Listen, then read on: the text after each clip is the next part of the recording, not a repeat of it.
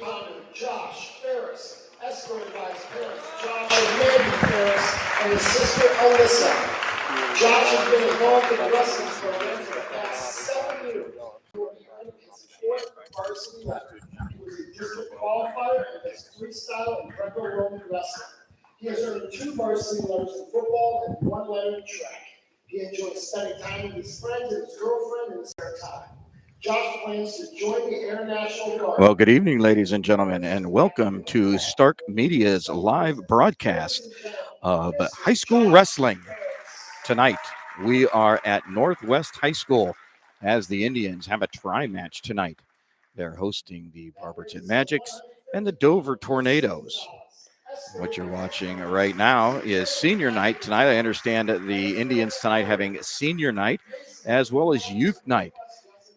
Walking out on the mat right now, that is senior Mason Gonzalez. And here comes his parents. Great to see them coming out and supporting their children. Prior to, we had 2 of the other seniors that introduced. 5 of them total. Owen Renford, Cody Workinger. As we said, Mason Gonzalez has come out. Josh Ferris also coming out. I understand we also have one Matt Stat here, a senior that is being recognized tonight with their senior night. He enjoys going fishing and playing video games. Owen plans to attend the University of Akron in the fall and will pursue. Right now, that's their 285-pounder for the Indians, Owen Reinford. And you kind of see our camera footage there from the back. You can see head coach Art Kali out there as he greets his teammates. I believe this is their 175-pounder, Cody Workinger, being introduced at this time. And here comes his parents. 3 letters in football and 1 letter in track and field. He likes to go hunting, fishing, and works on the farm. He is a member of the 4-H and FFA clubs. Cody plans to attend Barberton College in the fall, where he will continue his football career and pursue a degree in animal science. Ladies and gentlemen, Mr. Cody Workinger. And again, one of the Matt Stats, one of the ladies here. Our last honoree this evening, Matt Stat, Daphne Brewer. I apologize, could not pick up young lady's name, but being recognized again, a senior here with the group. I think he said Miss Ward, I believe.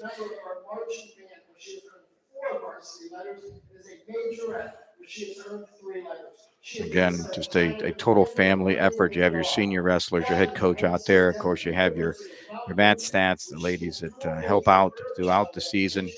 And it's great that they recognize these young ladies. It's when they stick around 1 year, 4 years, doesn't matter.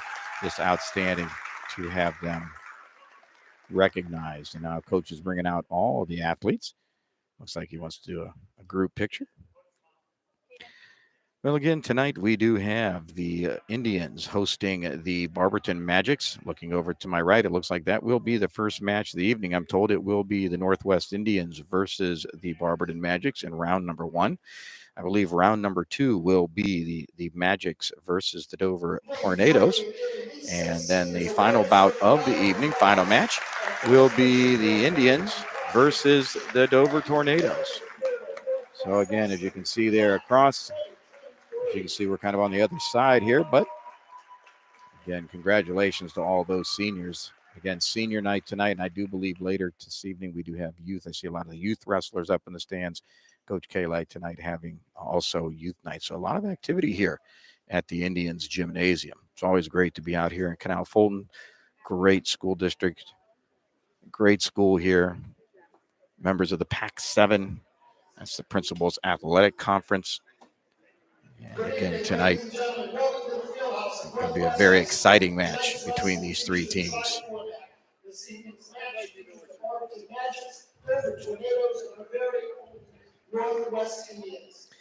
And as always, giving the general high school announcement as we do. And all standing now, and we're going to have the national anthem.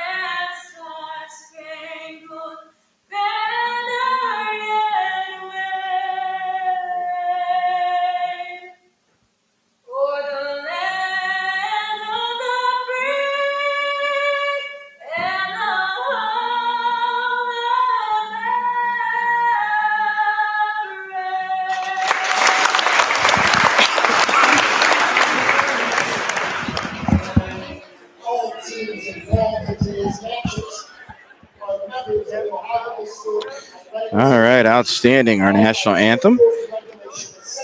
Great rendition. Not sure that was live. I had my back to the mic area, but if it was, young lady did a wonderful job. And if it was recorded, again, wonderful job as we get ready to kick off tonight's match.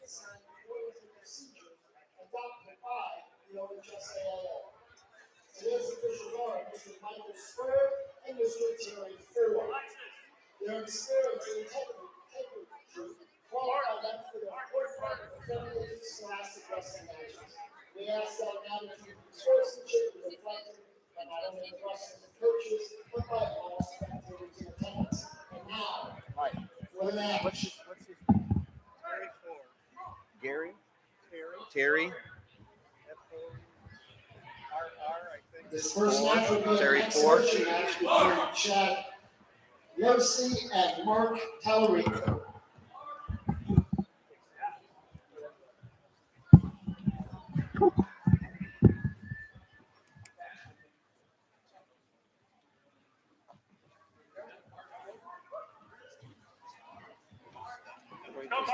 They start.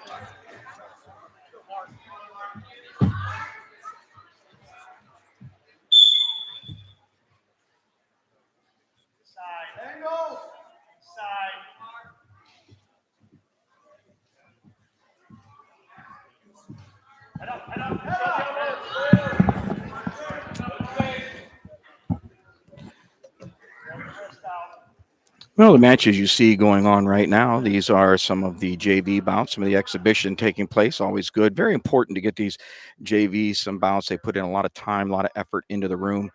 You got to give them an opportunity to get on the mat.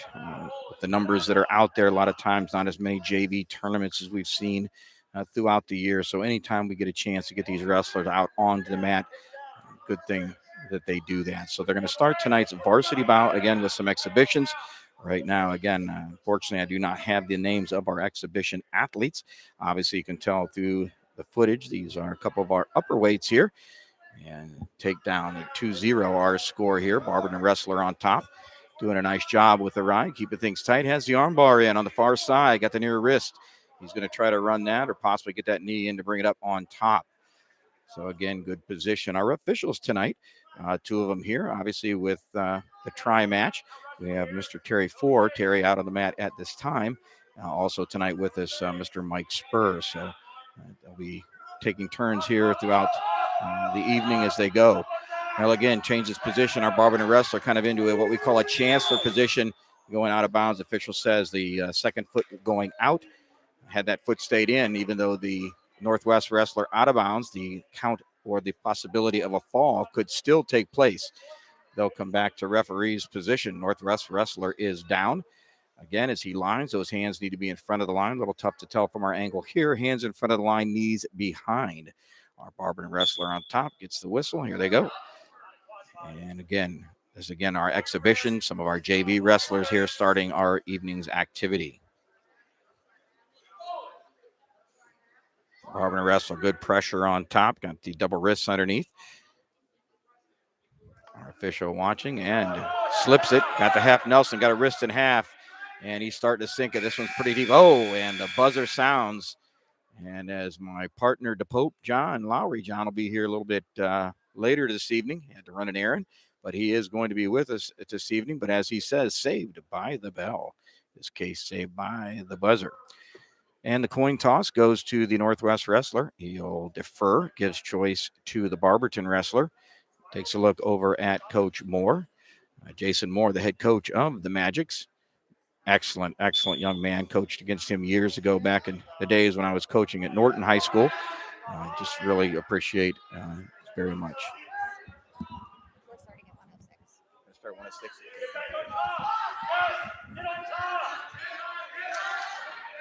And the reversal takes place, and he's got the Northwest wrestler on his back. This one's a little bit tight. He's getting a little too parallel, wants to tee off. There he is. He's working to the head, a little bit high, wants to settle back in on that position. But he does get the 3 points. I got the official has the 3 points on the hand. He's watching for the fall here, and this one's going to be tough to get out of. Minute 26 remaining in the period. And we'll try to keep you abreast of the time as matches go on. I've just been informed that tonight we will be starting the match at 106 pounds. So we will start at the lower weights as we work their way up. And again, looks like our Northwest wrestler. Nice job. Nice fight underneath. Doesn't give up. Keeps wrestling. Gets himself back to his belly where he wants to be. Does give up the 3-7-0 is our bout score. Takedown, reversal, and 3 back points for our Magic's wrestler. But again, doing a nice job on top. Good tight waist. Has that near wrist. Work into his position. Our bottom wrestler working back to his knees. That's good to see. The official, he's watching for that. He wants to make sure that action will attempt on the knee slide, but the ankle has been trapped from behind. And our Barberton wrestler coming out for the cradle position. Again, up a little bit high. Uh-oh, he's got it down. Wants to get that head in the ribs a little bit, maybe to collapse that cradle. Northwest wrestler doing a nice job, stretching out, getting himself to his belly, and he works right back to his knees. Well done. Like to see that out of this young man. And on the side, gets to his feet, does a nice job. Nice hand control. Gets the 1-point escape. They're in neutral position. They're going to work for the takedown. Little collar tie here. Coach Moore and Coach Kali both looking on as their young wrestlers. Again, the future of their varsity team. This time choice going over to the Indians. I remember he deferred the second period. Looks over at his coach. And in there with Coach Kali, I see another young man I just have so much respect for and had the chance to coach him back in years, Mr. Dan Stats. Dan just, they don't come any better than Mr. Stats. Great to see him in the chair. Of course, a longtime head coach, was head coach here with Northwest for a while. And then he took his skills up to his old alma mater, was the head coach at Norton High School for many years. And this past year, decided it was time, and he went back. He's now over here helping out, I believe, at the middle school and JV levels with Northwest. I'll tell you what, young man, we definitely want to keep around, keep on the mats. Just his character, his integrity, that which he brings. So good to see him there in the chair with Coach Kali. Well, again, the takedown completed by our Barberton wrestler. 2 points. 9-1 is our bout score. Riding well on top, just reaching that 1 minute mark remaining in this first exhibition bout. Again, our official, Mr. Terry Four out there. Terry looking on, watching for position as always. If you're with us out there tonight, be sure to hit the chat room. You can, anything you have to say, let us know. Say something out there. Type it up. We'll be sure to recognize your questions, your thoughts. As always, any ideas you have to improve our broadcasting, we're always open. Stark Media, next level of sports broadcasting. And the 1-point escape. Our Northwest wrestler doing a nice job again. Coming in, shot attempt. Blocked off by our Barberton wrestler, both in the collar tie position. Locked pretty tight around that back of the Northwest wrestler's neck. Releases at 10 seconds. 9-2 our bout score. Looks like it's going to possibly finish at that. 9 seconds. Rotating around a little bit. Both stalking at 4 seconds remaining in the match. And that'll do it. Nice job. First exhibition here this evening. We'll go to the Magics. Final score, 9-2. Decision there. Comes back, gets his hand raised. A little hurry there. Hustles over. Like to see the guys head over to the head coaches. Gives a good handshake. And again, coach is doing a nice job there. Congratulating both young men. Well, here we go. Two of our ladies coming out. Again, as most of you know, women's wrestling very much picking up here in the Buckeye State. And we have two of our ladies wrestling at this time. Again, this is a JV bout exhibition. But again, number one, great to see it's the ladies. Number two, great that we have our JV wrestlers out here getting the experience. Of course, as we've reported several times throughout the season, that the women will be wrestling at the Shot this year in March at the boys state tournament. The girls will be on, I believe, mat number 4. And that mat dedicated to our women's state championship. And our Northwest wrestler down underneath got good hip pressure, and she drives too, has the takedown. 2 points. Underneath right away, she goes to the wrist, got that half Nelson in. She's running it. She's coming out aggressively trying to turn that over. Again, as you remember from our In the Room session, of course, Northwest, one of our very first In the Room presentation. If you go to Stark Media Team and do a little search there, you'll find our session with Art Kali. Art coming to us from Oregon, was originally from Ohio. In fact, Northwest came back to coach at his alma mater in year number 2. But very familiar with women's wrestling, as he talked about the popularity out west of women's wrestling. And as we're seeing that increase here as it comes east. And again, half Nelson in nicely, peeled off well, looking away. Barberton wrestler doing a nice job. Looking away just a little bit, pulls up, gets that half. Now she's going to put the half in on the other side. And this time coming across, keeping good pressure on top, coming to that near wrist. Now, as you can see, a little tough possibly at your angle, transferring that hand left and right. Got to be careful sometimes with that you don't get both arms underneath. Of course, that being an illegal move, but not this time. This Northwest wrestler, this young lady has a half in real nice. I like to see the Barberton wrestler. She's trying to peel that half off, doing a nice job. Both of the young ladies getting coaching, and the official on the swipe. No, the time runs out. I'm not sure that we do show 2 points on the back, and we're going to have some injury time there. Our Barberton wrestler, that shoulder got turned up pretty good. Nothing illegal that we were seeing there. She had it in perfectly fine, just a lot of torque on that shoulder. She's going to shake it off. That's good to see. Coach Moore out there. Well done. She's up, and we show the stopping of injury time. Again, if you're watching, you see the official crossing his arms as he does. That kind of lets the table know, okay, it's time to stop that injury time. So with injury time stopped, both young ladies back to the center. The official will flip the coin. We'll give choice. The coin is flipped. Choice goes up. Going to go to Northwest. She looks over. Great job. Young wrestlers, watch that. As you can see, looks over to her coach, gets instruction. She's going to defer. Barberton wrestler takes a look over at coach, and they're going to go neutral. They're on their feet, going to work for the takedown. And the shot, single leg, kind of a cross shot there, head on the outside. She's going to want to try to step up if she can. Switches off, a good hip pressure. Notice the Northwest wrestler getting those hips back, trying to work herself around. Wants to get off that shoulders a little bit, maybe get that head down. She's underneath the far arm, kind of an underhook position, looking to grab that near ankle.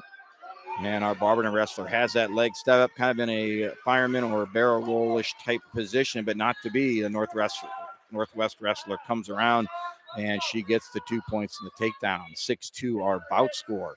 2 takedowns, 2 points on the back.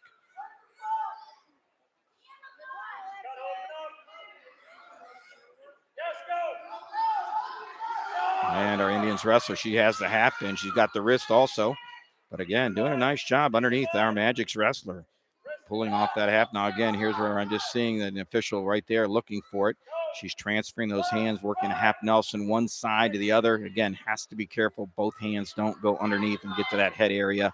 That, of course, creates what we call the full Nelson and would be an illegal move. Now she's got the half in again. She's parallel. She wants to get out to a T on that. Wants to get out and kind of run that. And again, our Barberton wrestler pulls it off very nicely. Good wrist control on top. Good pressure coming off the hips a bit. And again, she got the wrist and a half. Very fundamental, basic pinning combination that we like to show from day one with all of our wrestlers. And she's doing a real nice job. And I'll tell you what, underneath our Barberton wrestler, again, you can see her kind of looking away from that half, going up, peeling that hand off.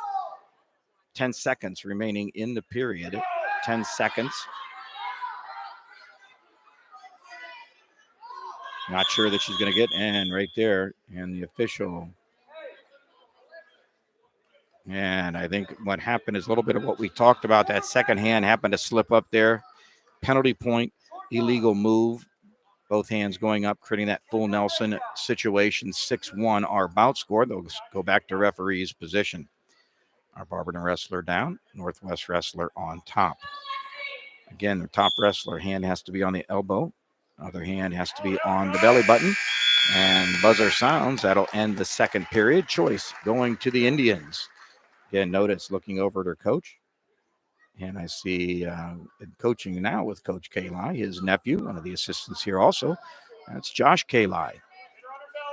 Josh Kalai working with his cousin, Art Kalai. Our Northwest wrestler going to the top position. We're going to stay referees. Barberton is down. Northwest on top. We had a caution. That's what the C means, caution. It's a lineup situation. And now they are back in. Whistle blows. Third period underway. And to her feet they come. The head and arm goes in. And she is in a tough situation here. She would jump off to the side. Instead of staying parallel, she's parallel. She should jump off to the other side, kind of pick that up, working the back points. The three have been given. The official right there watching for the fall. 6'3", our Indians wrestler on top. But like that comes up. Then there it is. The fall down 6-3. The Barberton wrestler coming up, hits the head and arm, and puts the pressure down and gets the fall. As John, again, my brother, John DePope always says, the fall is the great equalizer. Again, Northwest wrestler up 6-3 and ends up coming up and gets the win, gets the fall. Outstanding. Great women's match. And it looks like that will be our two exhibition bouts. We're going to get ready to start our varsity match here this evening. And as I said, we were given the fact that it is going to start at 106 pounds tonight. As you can see, our captains going out to the middle. Of course, our official, Mr. Mike Spur, is out there. They'll have the coin toss. Again, what that coin toss does, it does allow a team to choose odd or even matches. And from that comes second period. Depending if it's your team's choice, we'll get the ability to take that choice, either top, bottom, neutral on their feet, or defer. And I'll tell you what, right here beside me, coming back, the man, the myth, the legend, my brother, Mr. TJ Downing. TJ, I am glad you're here, brother. I am one that never defers. So you never defer. Never defer, No man. defer. I'm ready to play right now. So hey, I'll tell you what, I think I walked in right at the right time, man. I'll tell you what, it was electric in here. Dude. And the young lady who just won from Barberton, I saw her as she was coming out, embracing her father, had her brother there too, crying, just the emotion, man. What a cool little scene. You know what part of that emotion was, brother, and you know, I know the Pope's going to be joining us here later, but the Northwest wrestler was up in about 6-3. The Barberton girl down, she comes up, hits a head and arm situation, ends up pinning and winning in the third period after being down the entire match. So, a lot of electricity, a lot of excitement in that final exhibition match. Great to see the ladies going at it. Well, again, ladies and gentlemen, we are started. Our varsity match is underway here for the Magic at 106 pounds. We have Mr. Trent DeWitt. He's a freshman, and he's working against a sophomore, Aaron Workinger, for the Indians. Again, with our position here this evening, we'll try to keep you up on the time as the periods go on. We are reaching that 1 minute mark in the first period. Great job tonight, TJ, for getting us the opportunity to come out here to be broadcasting live at Northwest. Very exciting.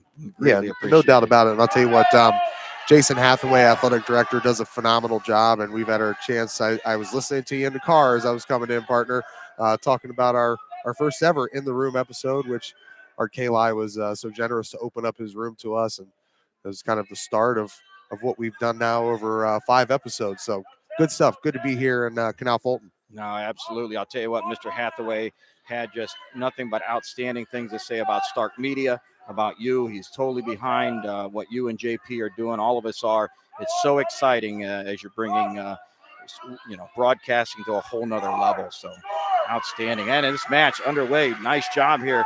2-1 our bout score. The first takedown, opening takedown by the Magic's wrestler. That was DeWitt with the takedown.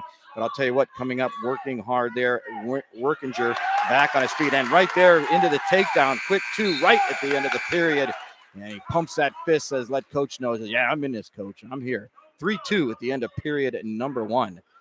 And choice going to the Indians. And again, young wrestlers, if you're watching out there, notice again, young Mr. Workinger looking at his head coach, wants to get, where do you want me, coach? And he says, I'm going down. Referee's position. Just scored from there with escape and a takedown, and right there back at it, Teach.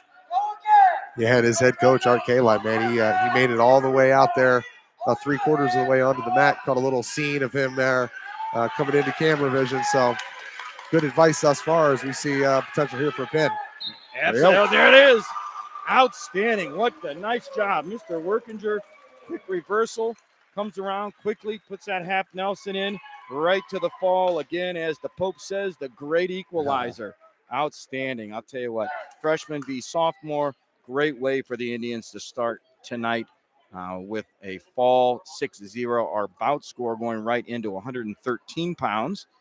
And I do believe, looking at the rosters, that will be a forfeit. The Magic's not having a wrestler at 113 pounds. So the forfeit going to Mr. Aaron Fowler. Aaron, a freshman.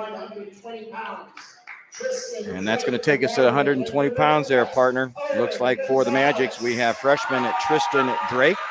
And for the Indians, sophomore, Mr. Owen Gonzalez. Owen, nice job, doing a nice job this year. Record 11-10 thus far. Again, in season, pretty well over halfway. Boy, nice little throw by there. Nice 2-point takedown by Gonzalez. Owen has been wrestling for quite a few years here for the Indians. Nice job on top. Puts that claw right in, a little claw spiral, trying to work a little pressure there on his Barberton wrestler. Tell you what, TJ, that takedown so quick, kind of the old coach in me. I'm probably going to kick this guy out right now. I'm going to go another little takedown or two, kind of break that spirit before we start running that arm bar.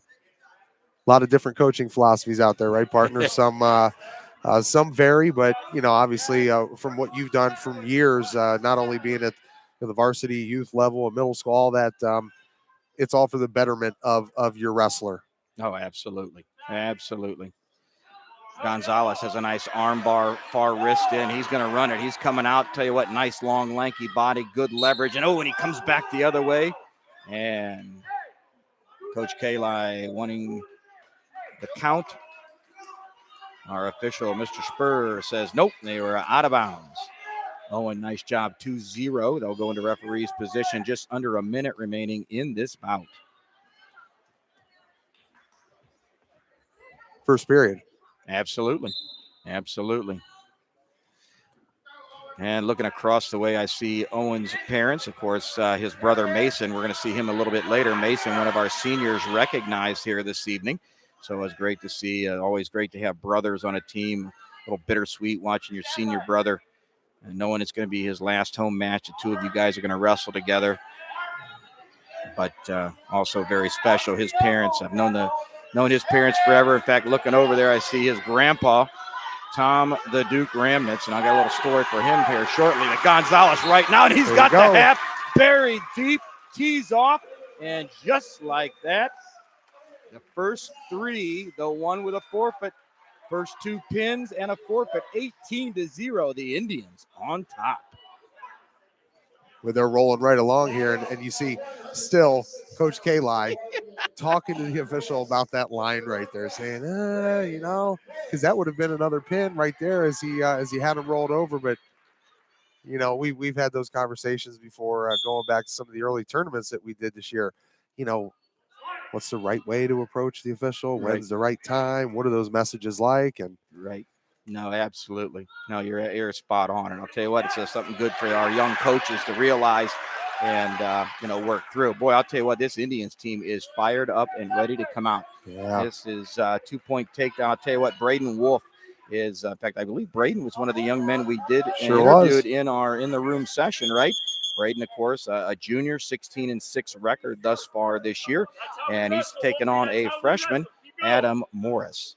Adam, also, though a freshman, having a nice record here, Tej. He's at 19-15 so far this season. So a lot of matches in for this young man. No doubt. Been busy. That was fun when we had a chance to come out here and talk with not only Mr. Wolf out there, but talk with Ferris, talk with Abram Lazarus. Matty Beggart. Yep, absolutely.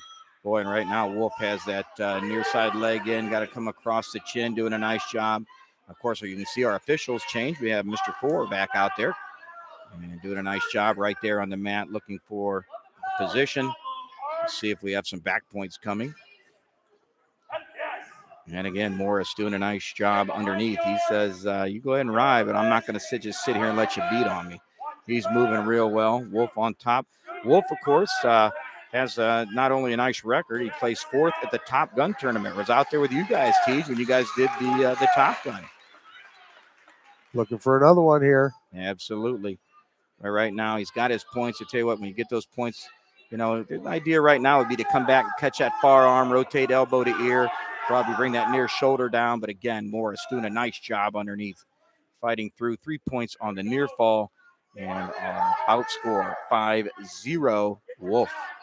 Under 10 seconds, short time, as we like to say, short time in the period. Trying to get himself a few more back points here. And I see the swipes have started. There's 2 swipes that he had to restart. And I think he's only going to get 2 points. Yep, 2 points there, boss. And choice going over to the Indians. And Braden again looking over at his coach. And he says, we're going to defer. Readjusting that headgear. Yep, come off. Got it in place. Now, you guys all heard it earlier. TJ says he's not deferring. So not quite where my partner's going here, but that's all right. He gets choice 3rd period. Our guy, Jamie Fosnight, would be happy that I didn't say headset and I went with headgear instead. I got corrected on that one real quick. Had a chance to talk with him out there in the parking lot before we came in. We're going to get a chance to go down there to Carrollton next week. That's going to be fun, partner. And also, as he travels back here, we want to wish him safe travels. Right now, the airlines are it's a complete mess. So he's kind of been stuck down there in Dallas here for the last 12 to 14 hours. That's just horrible. I don't know if you saw kind of on that same light, what was it? Over in Los Angeles, they had things shut down again. So LAX, yeah, you're right. Just crazy. Well, 2 points on the reversal for Wolf. Well, Jamie, we miss you, brother. We'll see you next week. Again, like Teej says, man, be safe. See you soon. Wolf has it in deep this time. Half Nelson is there. There you go. And that is it. The mat is slapped. First 4 bouts, 3 pins, and a forfeit. Pretty good start. Look at the score here, 24-0. Now 4 bouts down, 10 more to go. We're moving to 132 pounds. Coming out to the mat for the Magics, it'll be a junior Bryson Croft. And for the Indians, looks to be a freshman, Lucas Nair. Lucas Nair.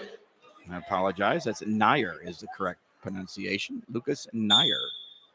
I believe had a fairly good run at Top Gun. Did he? Also, he was there at MIT, so I know we've seen him through some of those bigger tournaments, and his name was always right in the thick of things. Outstanding 2-point takedown. And the official says, nope, out of bounds. Nice job. Good job by that Barberton wrestler to hold up a little bit. He was going to bring him back down to the mat a little aggressively, but stopped on the whistle. Good to see. Again, Bryson, a junior, 14-8 thus far this season as we get ready for the tournaments. Of course, tournaments just are on the horizon for all these teams. Nice job underneath. Lucas coming up strong. Hand control. Cuts free for 1 point. They're on their feet. 2-1 our bout score.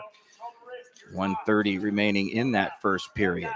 Well, I'll tell you what, too, looking at on either side of Lucas in the lineup there, Coach. I mean, just like you say, you got Josh Ferris, who we talked to, as you said, 7th placer at the MIT this year, a district qualifier.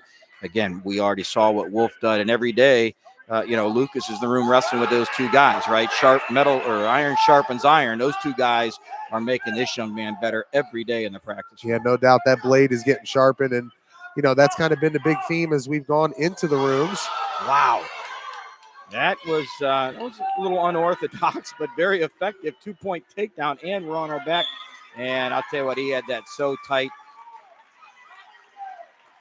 Very tight across. You can see the pain that Lucas is in. Yeah, he actually, you could see a little tapping effect there saying, hey, that was it. But, man, that was a very unorthodox move. You have a chance to rewind that on the tape. You don't see that very often, kind of a front headlock kind of rolled through around into a half Nelson or again, I don't even know how to explain that. That was just something that obviously that young man works on specifically, a little bit of a signature possibly for him. Well, again, back to what I was talking about there with the in the rooms, that some of the common themes as we've gone in there. One of them being, what is your signature move? What are some things that we need to know about you, and talking about some of the youth wrestlers and the messages that your varsity wrestlers would give to them about what you're going to experience over the next couple of years. But really, the thing that's kind of stuck out to me the most, Jim, is your your guy that you work with, right? Yep. Every day Yep. you're with them. You're there years. Could be with that same partner, your drill partner, and that's something that pays off. No, you're spot on, brother. I mean, back, head coaching days at Norton, then when going down into Jackson, I mean, we would start every practice every year, would tell the guys the most important person you're going to have on this team is that drilling partner, that person you work with in the room. So pick somebody that's going to make you better. And that was something we preached a lot. It's very important. Spot on. Spot on. Well, here we are at 138 pounds for the Magics. We have a senior. This is Oliver Carneal. Carneal, a name that's been around Barberton wrestling for many years.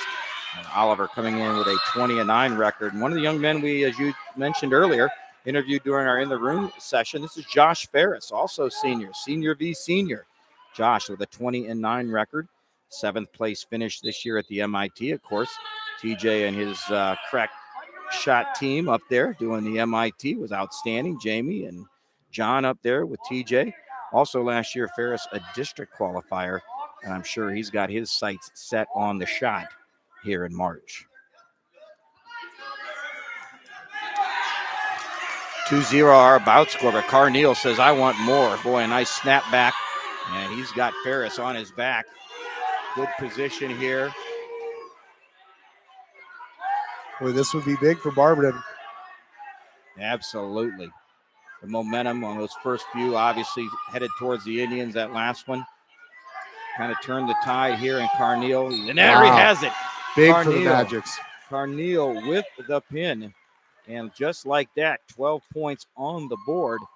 And that match score is cut in half, 24-12.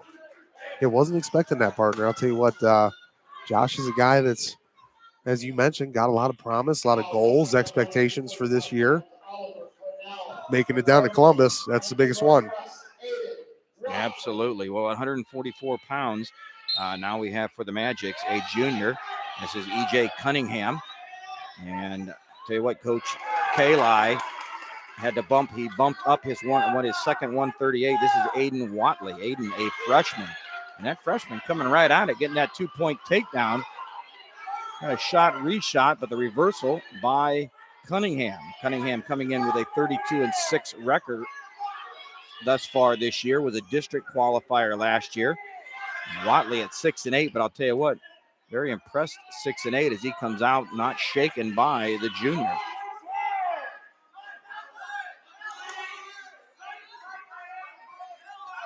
Cunningham has that cradle in. Up a little bit high. Ideally, we'd like to come back a little bit, put that forehead right into the ribs, maybe bring that through. And I see Coach Moore over there trying to coach on his wrestler to get those swipes. There's one swipe. Oh, it looks like it must have got two. I see the official has his 2 points out. Look at the touch. Oh, and there he sinks it in. Over a minute to go. This is going to be tough to get out of. There you go. Partner, there you have it.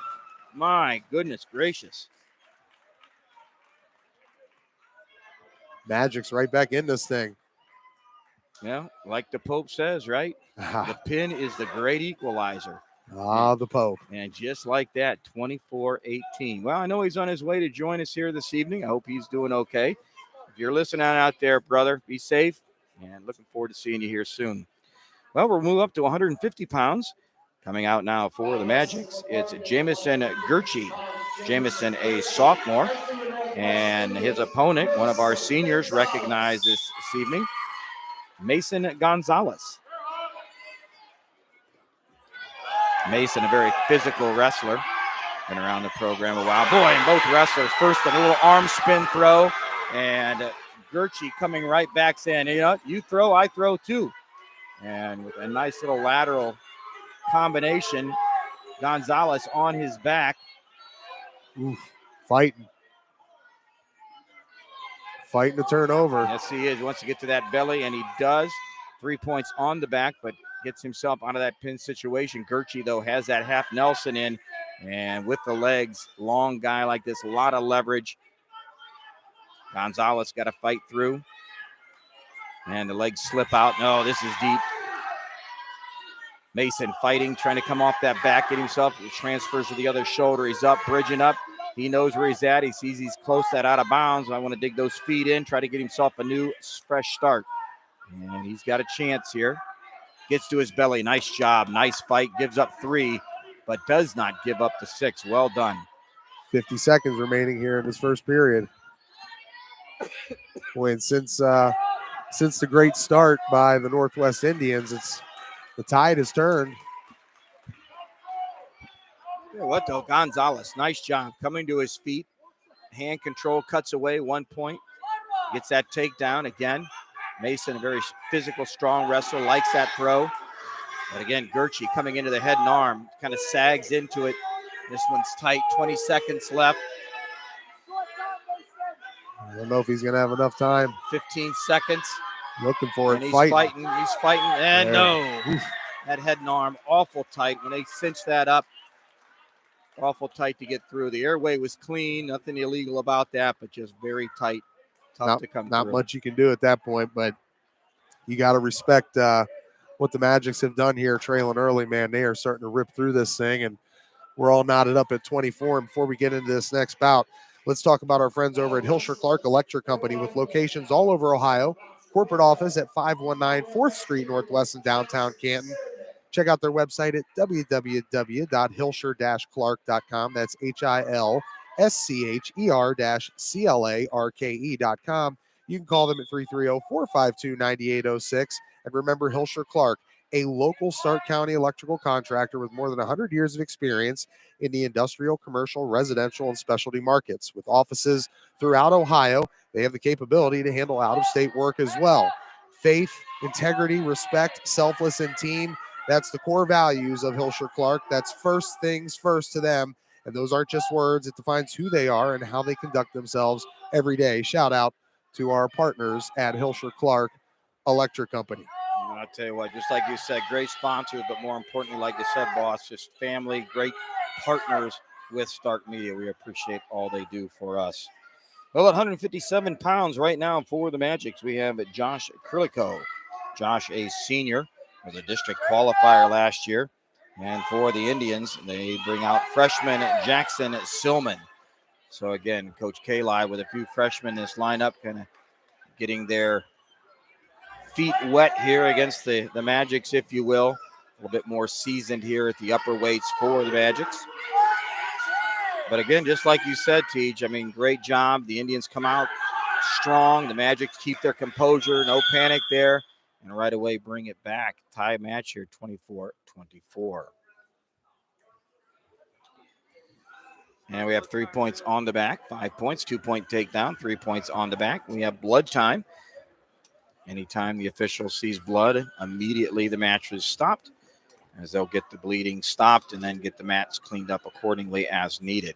Well, while we have a moment, let's talk about one of our other partners here, one of our presenting sponsors, the Eagles FOE number 190, located in downtown Massillon at 303 Wyrick Boulevard Northwest. You can call them at 330-832-7385, and you can become part of a fraternity that donates over $100,000 a year to local charities. Go to their website at eagles190.com. See all the things that they do. The Kiefer Scholarship Fund. Check that out. They're open 11 a.m. to 9 p.m. Monday through Thursday, 11 a.m. to 11 p.m. Friday and Saturday, and 11 a.m. to 8:30 on Sundays.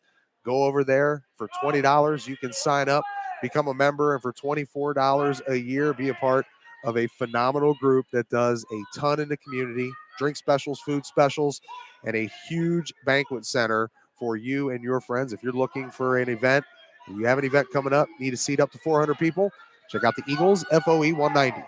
Oh, I understand you're a member now, right? Did you go through initiation? You got your wings? I sure did. I am a card-carrying member. Oh, very nice. Very nice. So how the initiation, I know you can't That was tell. awesome. Initiation was, secret. I know you can't share much about that, but not too bad, huh? Yeah, I was given my official name, the Matador. Oh, very nice. Yeah, Very nice. feel good about The it, man. I'll tell you what. Matador is now on the roster. Excellent. Can't think of a better group to be a part of. I'll tell you what, they do so much, and really enjoy going down there. Great food, great people down there. Make sure you check them out. Go to eagles190.com. You know what? Maybe we got to talk to the Eagles. I know at the end of the year you've talked about having a kind of an all-star show, if you will. Maybe we can talk to the Eagles and have that down there. We've had a couple there before, Have and you? we will Okay. do more. I'll tell you, partner. We're excited because at the end of wrestling season, we're going to do another one of our Stark Media fantasy drafts, and we're going to kind of take a poll of all the local wrestlers.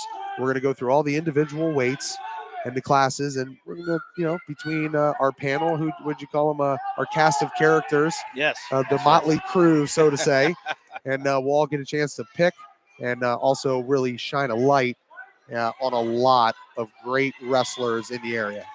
No, that's going to be great. Well, I know the football show you guys did was just outstanding. And talk about outstanding right there. The Magics, the pins continue with the fall at 157 pounds. That is Josh Kurliku. Sorry, Josh. Every once in a while, they'll get you, partner. Trust me. I've been doing this for about 9-10 years now, and every once in a while, there'll be that certain name. Oh yeah. If they don't have the phonetic pronunciation underneath it, you're taking a shot in the dark. Exactly. Yeah.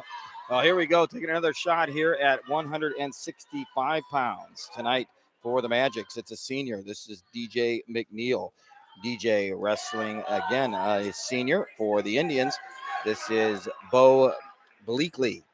Bo coming in with a 6-6 record. McNeil at 16-16, so both at 500. A little bit more matches under his belt this season for McNeil, and right that 2 points on the takedown going into the bundle underneath. Sometimes we call that the butcher coming out front, little chancellor position. Sometimes again they call that the cement mixer, kind of around the head, and boy, he goes around that head right now, and he is tightening this up. Very athletic young man. Look at the chiseling of this young man's muscle structure.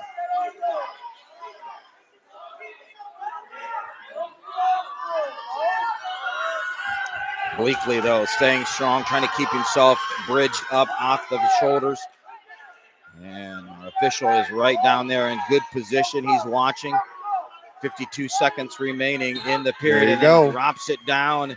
Bleakley keeps the pins coming for the Magics. 49 seconds remaining in the period. Winner by fall from Barberton. That'll be DJ McNeil. Well, again, ladies and gentlemen, tri-match here this evening. This is the first match of 3. This is, of course, the Magics and the Indians. After this, I do believe it's going to be the Magics versus the Dover Tornadoes.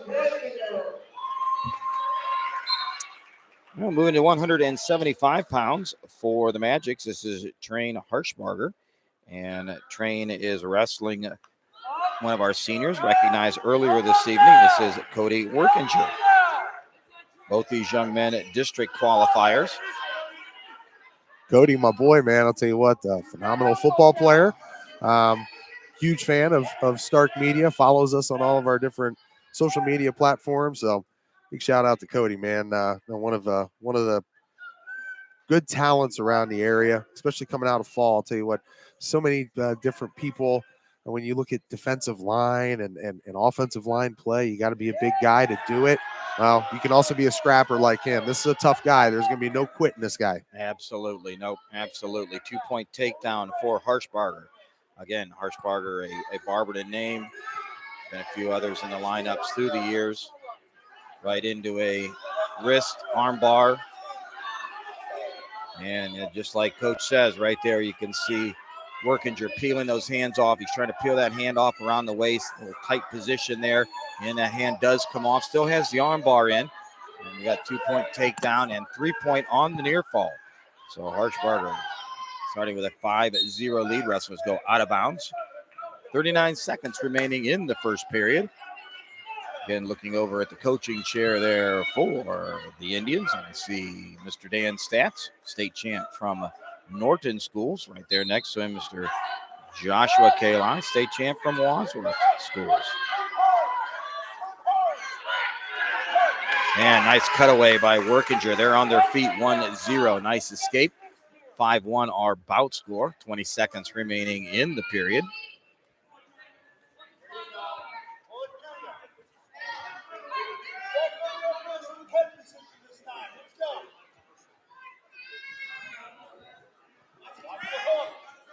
Both into a collar tie, kind of working back and forth. Workinger with that underhook on the far side, blocked nicely by Harshberger.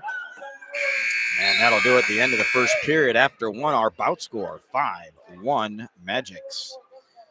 Barberton gets the choice. Harshberger looking over at his coach. His coach, what do you want? I'm going to defer. And Workinger looking over at Coach Kali, Coach Stats. He says, I'm going to go referee's position going down. So Workinger, of course, getting escape in that first period. And working the same idea. Wants to get that escape, get back to his feet. Love exactly what you say, partner. Watching Workinger here, just again, no quit, keeps fighting, trying to pull that arm down. Good scrappy wrestler underneath, locked his own hand, trying to pull that arm bar out.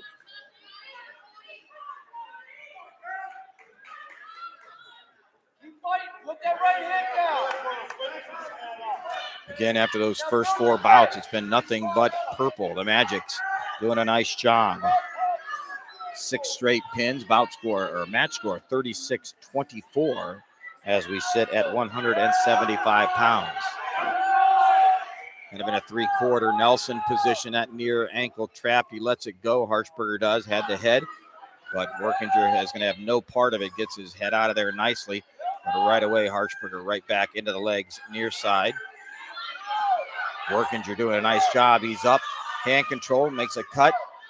Nothing yet. The official making sure they return safely. They do, no problem. Wrestler still in bounds. 45 seconds remaining in the period.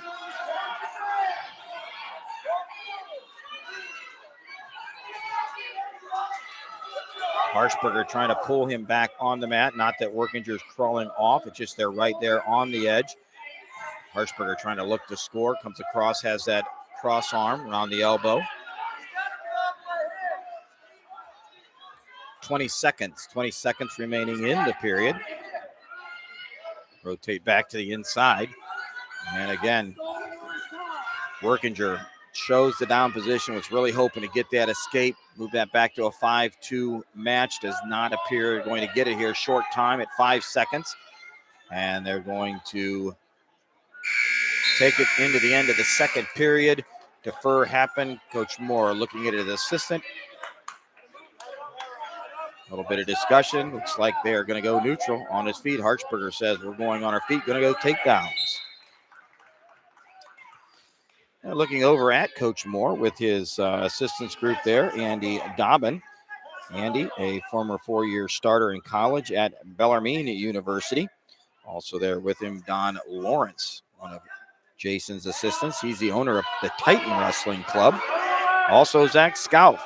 Scalf, longtime name over there at Barberton. Zach, former Barberton wrestler, volunteering this year, currently playing college basketball at Hiram. So though he wrestled in high school, playing college basketball. That's interesting, no? Gotta love it. And the 2-point takedown by Harshberger, 7-1 our bout score. We're in the third period here, ladies and gentlemen. We're working the way to the end of this match. And again, Workinger trying to stop that pin fury that happened. Again, 6 straight for the Magics. And the bundle is there. Harshberger coming out, and now the swipes have started. Officials in position. Cody's got to fight through here. 50 seconds left. Got to keep that shoulder up. This is tight. And does not do it. The pins continue for the Magics. Well, I know you've seen a lot of wrestling in your day, partner. The way Northwest was able to rip into this thing, all of their pins, and then it was just like a complete revert. No pun intended. Complete reversal. I know where you're going, man. And it's been all pins for the Magics. I mean, nothing going the distance, no OT, no just. I mean, that's different, right? No, well, that and that's a little bit of a coaching philosophy. Coach Moore, like I said, I've known him for a long time. very aggressive young man back in the day when he wrestled. Has been around the block, coached at many different programs. Like seeing him here at his alma mater, and that is something. He's coaching these guys, saying, "Listen, boys, the fall is the ultimate goal of our sport, and that's what we're going to work for and to." And that's exactly what we're seeing here. Now, did you mention this is Delaney Prexta? At 190 pounds, Who we got here? we have for Barberton, Asim Latif. This is Griffith. And this is Chad Griffith, correct, Chad Griffith. So Asim is a senior for the Magics, coming in right now with a 24-10 record. And Chad, a junior.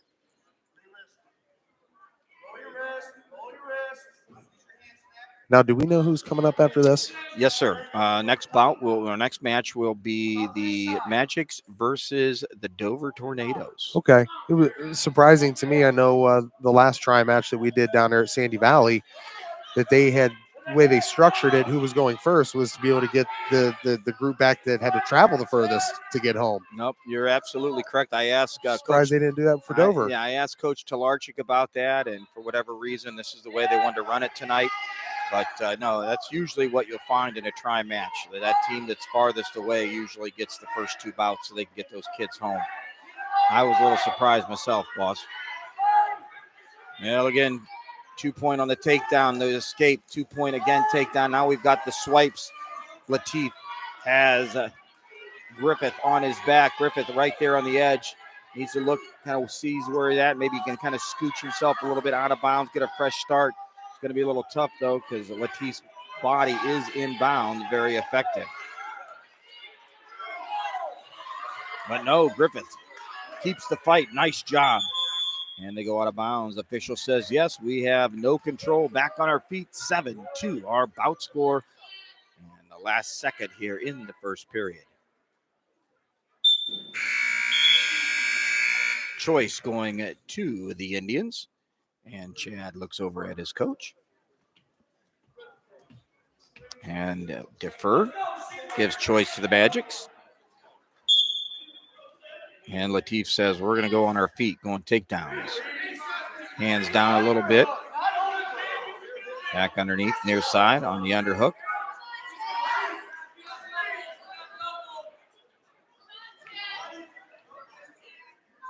Big guys here kind of working the underhooks underneath. A little pummeling up top. Griffith trying to, a little bit of a throw attempt, but Latif able to keep that balance. Not much pressure there to be able to execute the throw.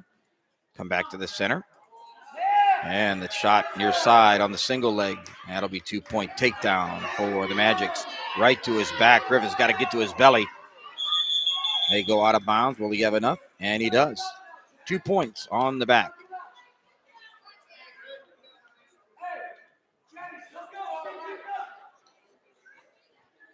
And Asim says we're going to go back to neutral. He gives the 1-point escape.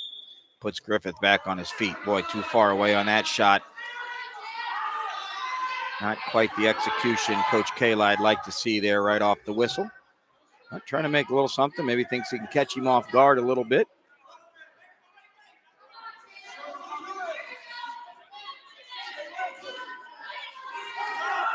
Now, you've been busy lately, though, Coach, haven't you? I saw that you had some, you've been on the Stark Media team site there, folks. We've had some pictures of down at the swim meet, some wheelchair basketball. You've been all over the place. I'll tell you what, man, Stark Media, that's the goal. We want to get out there and give as much coverage as we possibly can. And we got a lot of basketball going on, girls and boys basketball, so that's fun. This wrestling thing has been phenomenal. You guys have done just a knockout job, and I think people really appreciate and respect the fact that these some of these sports, some of these athletes that haven't gotten the coverage over the years that they most certainly deserve, we're now able to kind of give that. So it's rewarding not only for us, but for these student athletes to be able to get that light shined on them. We love it, and it's been a fun ride thus far. Just celebrated our 1-year anniversary the other day. So I know, that's what I good heard, stuff. Man. So exciting. So exciting. No, you're so spot on. And I know you've got some big things going. I'll tell you what, before we get to that here, what's coming. The pins just keep coming for the Magics. Asim Latif is getting the pin there for the Magics at 190 pounds.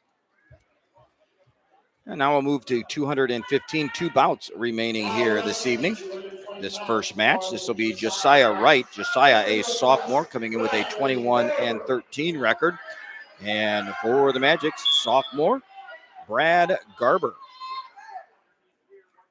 Yeah, I'll tell you what, Magics, they've been able to stretch this thing out now here, 48-24. We were kind of talking there. It seemed like just a few matches ago that Barberton was able to just cut the 24-0 deficit in half to 24-12, and now they've doubled up on the Indians. So this is not what Coach Kali was wanting here for senior night, but Garber, another guy, had a chance to get eyes on him at Top Gun out there in Alliance.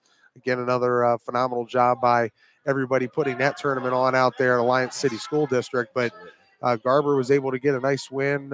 Actually, I believe 2 or 3 wins within those first 2 days, and made his way into the consies. But had a heck of a match against a young man from Tuslaw, and I'm drawing a blank on his name right now. I believe it was Sam Nouse. Am I correct in that? I'm going to see if I can find some. It was a battle. Was it? Let me see if I can find some of my records there to help you with that one a little bit. We did, if you remember, one of our first matches this year, we did actually the very inaugural match of Stark Media Wrestling was over at Tuslaw as the Leopards from Louisville took on the Mustangs. Coach Pertine and Coach Coleman, 2 of our first-year head coaches, 2 great young men that have some great futures and some great battles ahead of them as the years go on. But as I was saying, though, the winter season, unbelievable that it's quickly coming to a close. We're here in the first part of February. State tournaments, draws are coming up here for all of our winter sports. Of course, the men's wrestling and women's wrestling, concluding the second week in March down at the Shot. But Stark Media has some big things planned for the spring also, don't they, boss? We sure do. And just giving you a little update here, that was Garber, who was taking on Kyle Allen from Tuslaw back there at the Top Gun tournament. So it was a great match, one of the better matches of the entire tournament that we had a chance to see from some of our local guys. But yeah, springtime will be coming up. We'll be dipping in, diving in, so to say, to baseball, girls softball. You're going to have lacrosse, track and field. We'll be firing that stuff up as well. We had a chance to get out there last spring season, did a lot of the track and field stuff around the area. Perry High School hosting the great events over there, the Stark County meet, and then really lacrosse. To me, a couple things that I've been able to see here in the sports world around this area, the response that we've gotten from wrestling has been huge. Last year, the response we got from lacrosse was huge. Wow. Two sports that I don't believe have had the coverage that they deserve, and now they're getting it, and that's exciting. No, that's exactly. And I'll tell you another one in the spring. I know you talked about this a little bit. You said you're going to keep your eye on is men's volleyball. Again, another sport that really OSHA sanctioned here within the last few years. But men's volleyball definitely picking up a lot of steam in the area. Oh, great first period, 0-0 after one. These 2 sophomores getting at it. And the first points of the match, second period here, going to our Barberton wrestler. That's Josiah Wright again with the escape. Nice job. Garber right inside on that control. Both looking for that takedown.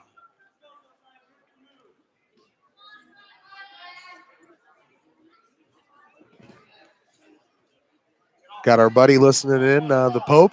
Oh, is he? Said he'll be out here in about 25, 30 minutes, and he was listening in. He said, "Oh, let Jimmy B know that the sweet melodies coming through on the microphone into his stereo speakers."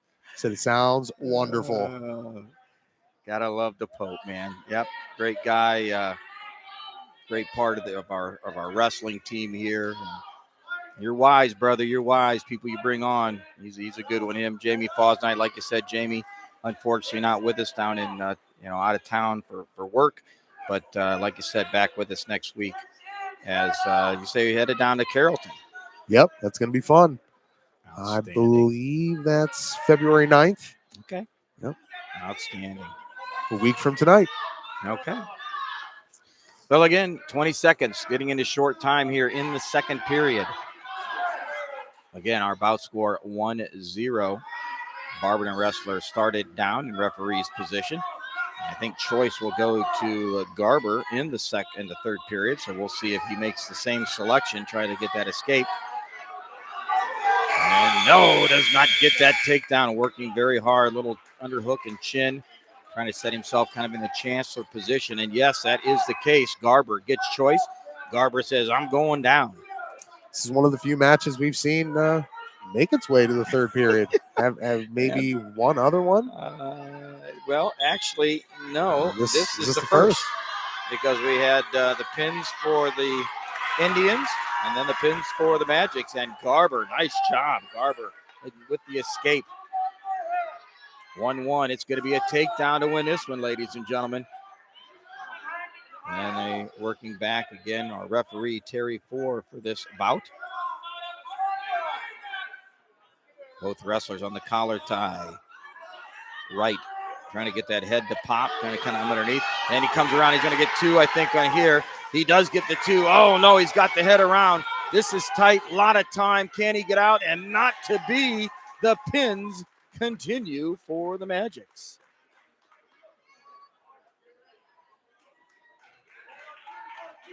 Well, that one took us into the third period. Took a little bit longer than most, if you will. But, again, the Magics keep it rolling. Get a chance to see my guy here, Owen. With 9 straight pins. All right, absolutely. This is when Coach gets excited. When it gets up over about 170 pounds, you can see the goosebumps start. You know, he loves watching the big guys, and that's the beauty of him and I together, because I'm obviously being a little vertically challenged. I love those little guys, right? So here we go, our final bout of our first match this evening, 285 pounds. This will be senior Roosevelt Andrews for the Magics. Wow, Roosevelt coming in with a 28-1 record. He was a state qualifier last year for the Magics, and he's going to be going against senior Owen Renford. Owen, also one of our seniors, recognized here this evening in our senior night. You know, Coach, I didn't know if you knew this. I think you happened to be out when they announced. Also, if you look in that upper corner of the gym, maybe we can turn sure they can see on our camera, the left hand to your left up at the top there. Tonight, also youth night for the Indians. So kind of a double header here, or triple header, if you will, right? Senior night, youth night, and a tri-match. I like that. A lot of activity here in the Northwest Gymnasium. Your coach yelling over there, he didn't like him chasing. Didn't like Owen chasing after him. I'll tell you, the chase here within the score, team score, that's over with here is 54 for the Magics, 24 for the Indians. Yeah, this one's going to go to the Magics. Chalk this one up in the win column, and of course they've got the Dover Tornadoes next. Looking through that lineup of the Tornadoes again, a little bit younger team, got a couple holes here and there, so we'll see how that fares for those young men as they prepare for match number 2. With that individual score really kind of, or individual record kind of stood out to me there for Roosevelt. 28-1, state qualifier last year. Kind of relate a football term to the way his stance, his style. Does he look like he wrestles a little high as he goes in? But you can tell, man, there is some upper body strength.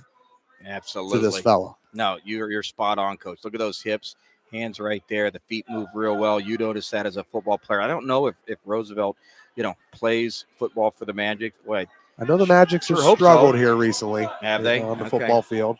Okay. Off the back just a few years ago, a couple 10-0 teams.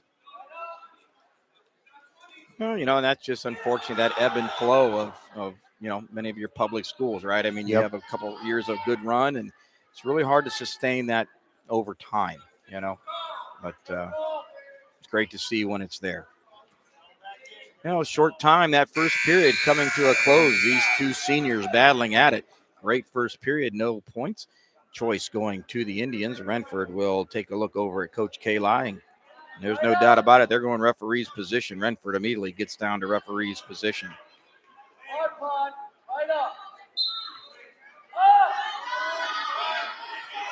And Roosevelt with a quick little snap back, boy, and he's around the head. Good position here. It's going to be tight. He's up on those toes real nice. Good pressure. Owen trying to fight off, doing a good job trying to peel that hand off from around the neck. And I like that. Roosevelt kind of watching the neck, making sure that it's not illegal. Our official in good position.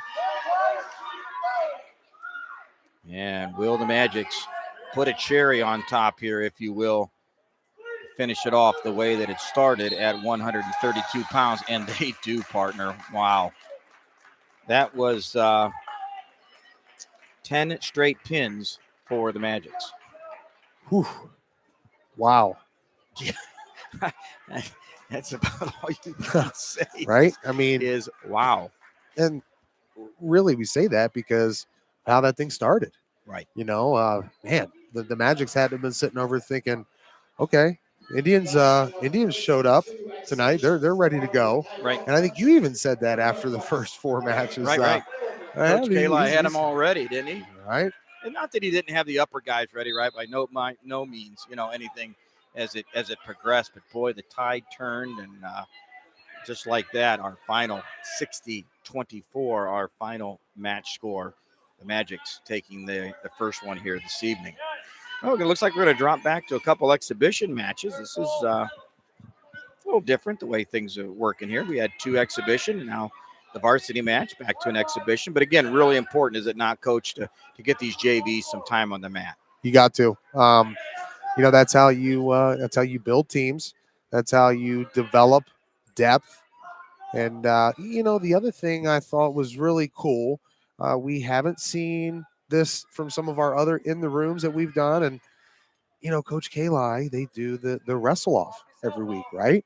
So if you're a guy, maybe a JV guy that feels like, I should be the one going out there, right? You're going to have that opportunity every week as you get in there. You get into the wrestle off. You get better as the season goes along and get your opportunity. So, but again, even for those that weren't in the deal here tonight to get these extra matches in here, you're right. Builds depth, gets these guys a little bit of confidence, and if they're younger, which typically most of them are, they're going to be coming back the following year, and they'll be able to lean on some of this. No, you're and I'll tell you what, I'm glad you pointed that out about the wrestle offs.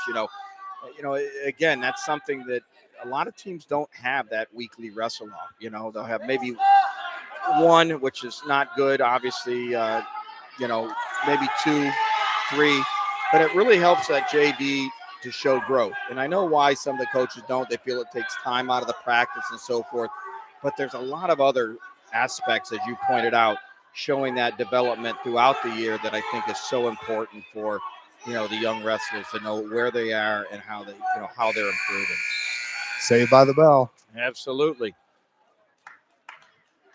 Well, again, as you said, the Pope listened to us. Johnny going to be here. John Lowry, our co-host, going to be here with us shortly. Boy, would he not have liked all those pins, huh? Yes, he would have. No doubt about it. He would have had a nickname for every one of them. Absolutely. I tell you, that guy can come up with some names, can he? He's the king of them. He is. He's got quite a few already for you. Long list of them. Well, I'll tell you what, it was quite interesting today, of course, as you're looking to enhance. And look at this, right? Not to cut you off, right as that period ended there, the first period, back to the same position already, and we're not even 20 seconds in. Yeah, you can tell this is something that Coach Moore definitely very much coached, very aggressive, right to the fall. But yeah, I saw today, as you're trying to enhance a little bit of the marketing side and wanted to have a few of the pictures shared. John shared some interesting pictures, I thought, with us this evening. Oh, he sure did. He's got quite the past. Yes, he does. Not sure if checkered, plaid, striped. Pick a pattern there, and I think we're going to find the Pope. We'll call it checkered. A checkered past, nonetheless. Well, 8-0, our bout score in this exhibition. The Northwest wrestler doing a nice job trying to keep that shoulder up. Our Barberton wrestler has that half in. Just needs to settle back just a little bit.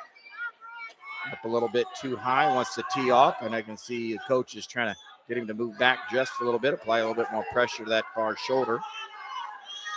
He has got the 3 for the near fall, though.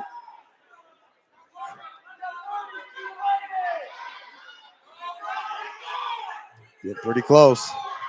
And readjust. That 20 last- seconds going into short time here, partner.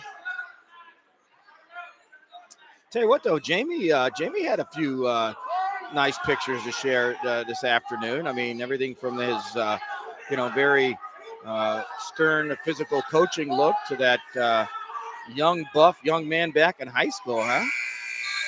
Again, saved by the bell.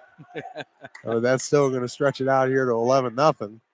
Yeah, we're gonna go to the third period, though. He's we'll say he's done a reverse U, right? You were a little bigger, and now you've shaved a little bit of that off, a lot of that off, and now Jamie, as I looked at his picture earlier, very thin, trim, in wrestling shape. Yep. And he's more of in the heavyweight category now. I know he's moved up a few weight classes, but you know what? I'll tell you what, he did mention, right, that he's working on it. Real proud of him. Said he's cut away a few of those lbs, and that's so important for as we get older, obviously, right, for our health. And you got to watch that heart and everything else. So you stay at it there, partner. I'm proud of you, Jamie. His brother Tommy has done a nice job also. Tom Fosnight, another great name out of North Canton Wrestling. And Tommy has trimmed down quite a bit. Real proud of him also. So still have not officially had a chance to meet his brother. Oh, really? Yeah, he was out there at Top Gun, but he was evading us. I'll tell you what, Tommy, which I didn't know here until probably the last few months, he goes out and competes in comedy clubs. So he goes to comedy competitions, a little bit always that competitorness, right? I mean, when I got out of high school, and I was a competitive power lifter. I won the state championship at 165 pounds way back when. Stayed in softball, always wanted to stay competing. Then I started competing, I guess, in too much pizza and hot dog eating. But Tommy actually competes in comedy clubs, so I get out and watch him compete sometime. Give him a little rooting on. 20 seconds, short time here. Tell you what, just like you said, Coach, they've ended up in this position. This young man from Barberton, I think he just wants to finally get it and hear that slap from the official. But 10 more seconds remain here in the third, up 14-0. Tell you what, I don't know if he's going to get it. Yeah, this young man from Northwest, got to give him a lot of credit here. Never Boy, stopped. Fight, and he did. He fought. Tech Fall will be our final at 17-0, but he does avoid the pin. And there's a lot to be said about that also. All right, another exhibition here this evening. It's good to see. It's good that these young wrestlers up in the corner for the Indians youth program. Again, Coach Hathaway, prior to the match, talking about the rebuild that's happening here, trying to bring back the wrestling program to its glory days as it once was. And they got a good start going here. Did you get a chance to see Mr. Hathaway? Is he floating around here somewhere? Let's see. He was. Oh, boy, man, the legend. I mean, he might have had to get out of here and go and referee a basketball game. He referees also? Oh, yes, he does. And he's the athletic director. Wow. He's one of the better officials around in the area. You see him at the YMCA doing games. We walked into one gym. I want to say it was over in Massillon. Okay. Where he's over there doing a JV game, and he's a great character, man. Great for these student athletes. He does a phenomenal job for them. It was funny seeing him out there. I said, "Wow, you do this too?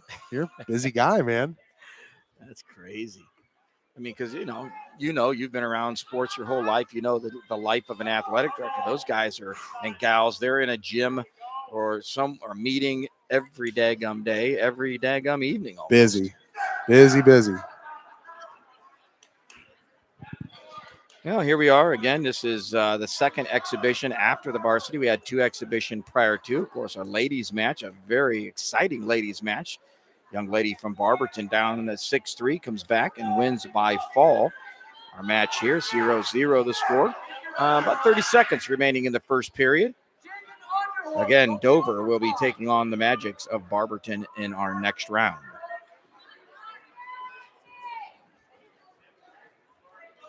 All right, Coach, I got a confession to make since the last time we've been together. You got to wait till the Pope gets here for a confession. No. Okay, good point. No, I'll wait. No, no. You're going. Okay. That was just right. a little funny ha-ha. But I like for that. you Catholics. No, you're right. You're going to make a confession. There's got to... Exactly. Well, yeah, that's a good point. Is there like a whole setup that goes along with that? You got his picture. Put his picture up on your phone. At least it'll make it feel a little bit like, that it is. Okay, there we go. But no, I actually had my first piece of Lindsay's Pizza. Oh, Margaret had it over at, she works over at Oasis Surgical Center there on Whipple Road, and they had Lindsay's Pizza brought in. She brought home some, and I'm going to tell you what, you guys are spot on. Wow. Okay, what was on it? I got to be honest, it was one of my favorites, though. It was pepperoni and jalapeno peppers. Ooh. So, I wanted to go for one more, but, as you know, life has changed a little bit on the eating habits. So, but I did have the one. Phenomenal. It wasn't, as Brad has told us. Brad has always said the breakfast pizza. You too have said the breakfast pizza is where to be and go. I will eventually one of those breakfast pizzas. We'll have one. Well, it'll make its way into a gymnasium near us. All right, I'm liking the sounds of that, brother. Yeah, Lindsay's Pizza, man, phenomenal job that John Lindsay has done over there over the years. What he's done in the community, helping people out. Another one of those guys that would give the shirt off of his back. So make sure we're patronizing somebody like that. One of our top Stark Media partners. They're located inside the Hillsdale Shopping Center at 2827 Whipple Avenue in Canton. Call them at 477-3800 or order online at lindsays.pizza.com. Open until 11 every night. Pizza, chicken, subs, salads, and calzones, strombolis. Go over and check out John Lindsay at Lindsay's Pizza by calling 477-3800. John, I promise I'm coming out and I'm going to get one hot off the oven grid, baby. So, but I'll tell you what, that was an awesome slice. We appreciate you, John.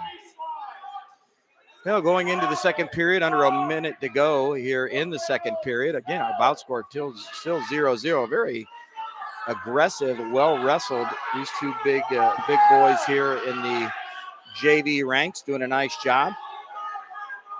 And just put him on top of him. Not good. Tried to go around a little bit with that Chancellor position. Put him on top of himself. 2 points.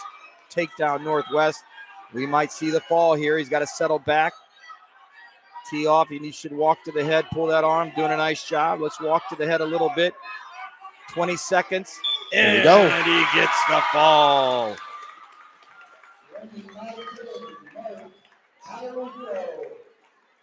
And I think that will be the last bout for the Northwest Magic's match. And it goes to the Indians. So it started with the Indians, then it was all the Magics, and the last pin there going for and to the Indians. And that's a good way for Northwest to end after that tough run there after the first four matches where they were in the driver's seat. And boy, the Magics just stormed through the upper weights and the middle weights. So to be able to at least end with one of your JVs getting a pin. No, you're spot on, Coach. I mean, again, big night tonight, senior night, youth night here for the Indians.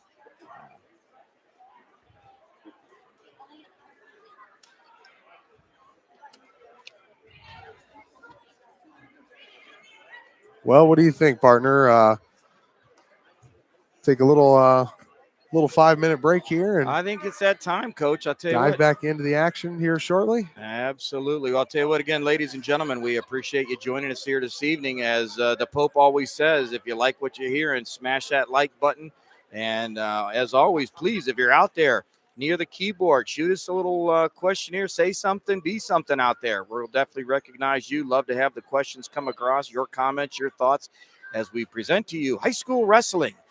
Right now, the Dover Tornadoes will be warming up, and TJ and I will be back and see you shortly.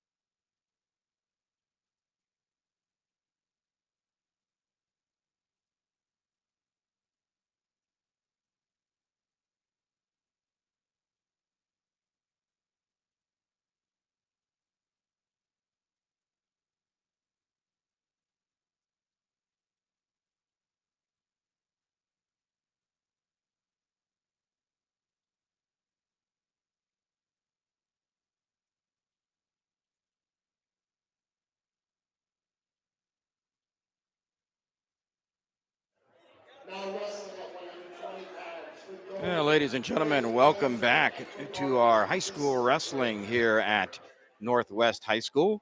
A tri-match tonight with the Indians taking on the Magics from Barberton and the Tornadoes from Dover High School. We're in the second match of the evening here. This is Dover versus Barberton. And we are a couple matches in. Apologize that we didn't start right directly with you.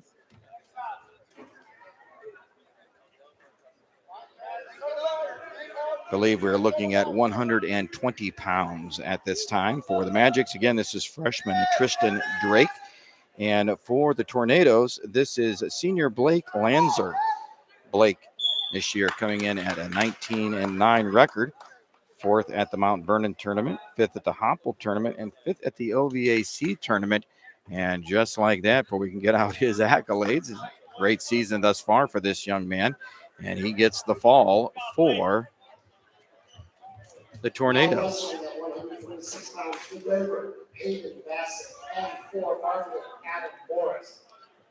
So he started tonight, it appears, at 113 pounds. So now we're at 126, wrestling for the Magics. This is freshman Adam Morris. And for the Tornadoes, this is freshman Hayden Bassett.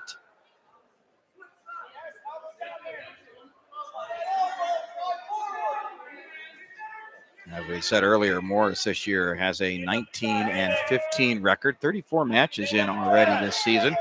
It's quite a bit.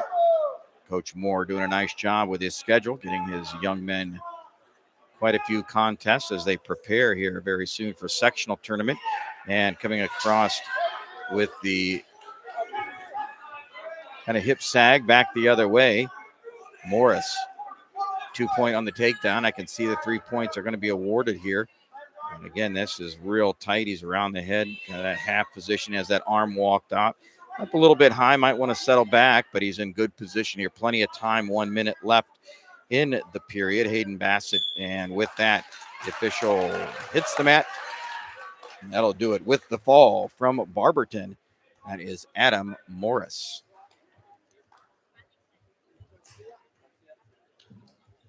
Now wrestling at 132 pounds for Dover, Pedro Garcia. Now wrestling at 132 pounds. Be a nice match here for the Magics. This is junior Bryson Croft. And for Dover, this is senior Pedro Garcia. Pedro this year with a 10-2 record. Last year was a state qualifier, and this year has placed 3rd in the OVAC tournament. Again, Croft with a very impressive 14-8 record this season so far.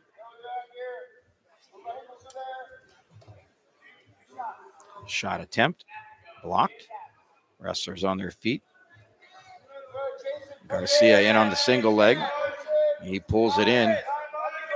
And nice job. We'll see if he can finish this off. Head to the outside. May want to step across. Goes up to the arm. He's going to try to dump it. And good scrap, good wrestling by Croft as he gets himself out of a bad situation. They'll go back to neutral position. 1 minute, 12 seconds remaining in the first period. Early on, both wrestlers sizing each other up here, trying to find that opening. Again, sometimes that opening very small. You got to hit quick. No head and arm attempt, and Garcia says, nope, know a little bit about that. Slips his head out. He's got 2 points on the takedown. 2 points, Dover. 45 seconds remaining in the first period. Garcia doing a nice job. Tight waist around. Again, our officials this evening, Terry Ford and Mike Spur. Gentlemen trading off, doing a great job here tonight. We appreciate them. As always, if you're looking for a way to get back into the sport, we are always looking for officials, not just wrestling, all of our sports needing help with officials. But the sport that we love, we definitely need some help. Check out the OSHAA website, get information about how to become an official. Little tilt there by Garcia. He's got that far arm across. Had it nice and tight. Had a couple swipes there. Not enough for the three. Gets two, and the period will end with 2 points on the back, 4-0 Garcia. Dover's choice in the second period, and Garcia is going to defer. Croft looking over to his head coach. Coach Moore says, let's go neutral. They're on their feet. Takedowns. Garcia in on the single leg. Nice job. Nice shot. He's got that leg stretched out. Wants to work himself around behind. Drops down to that ankle. Either he keeps walking. They're going to bring it off the mat, which he does. Right into a cradle position. Boy, he's got this tight. That is tight. Oh, and Croft breaks free. Nice job. Good fight, as that was tight. 2 points on the takedown. 2 points on the back points. Bout score 6-0 Garcia.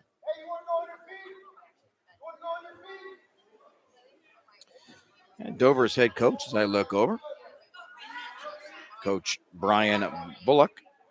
Coach Bullock assisted this year by Mitch Riker and Gannon Petrello. As I look over into the chair, it looks like we have Riker and Petrello in the chair. I see Coach Bullock on the far side there, looking very dapper this evening. Under a minute remaining in the second period. 6-0 our bout score. Garcia in command of this one thus far. Looks like he's trying to set up that tilt again. Wrist, and with that, Garcia more or less gives that takedown. Croft come up nicely, but Garcia did not try to keep him down. They're back on their feet. Escape. 6-1 your bout score.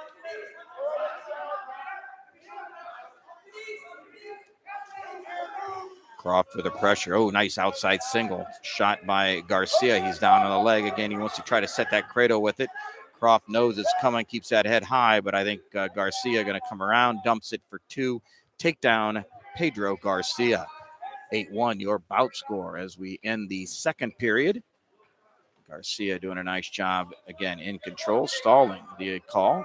Our official on top wants him to see a little bit more action, but coach is going to ask a little question about the stalling call. Okay, we need to add it. We need to add it. Because it was 4-0 at the end of the period. Okay. Did we not get 2 bad points for the first tip? And I think the Dover coach not asking so much about the stalling call. He was checking the score, wants to make sure the score is correct. And the score is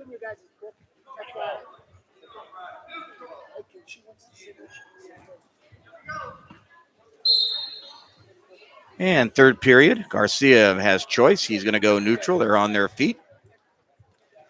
And again, on the single leg, pulls it up. Nice job, comes across. Has to get him to the mat to get the 2 points. Nice control, kind of cut back. And he gets a 2-point takedown. We do have a couple swipes there. Let's see if it's enough for 2 back point. Does look like he has it. Our official puts up 2 on the back, 14-1. Working his way at least to the tech fall. Of course, he'd like to get that pin if he can do that. If not, we'll take the 15-point differential. Again, a nice job on the tilt. And again, cannot get the 5 swipes for the 3 back points. He does get enough for another 2. 16-1, and that should end the bout there with those 2 points. And with that, those 2 back point will make the score 16-1. Tech fall decision, 5 points for the team. That goes to Pedro Garcia.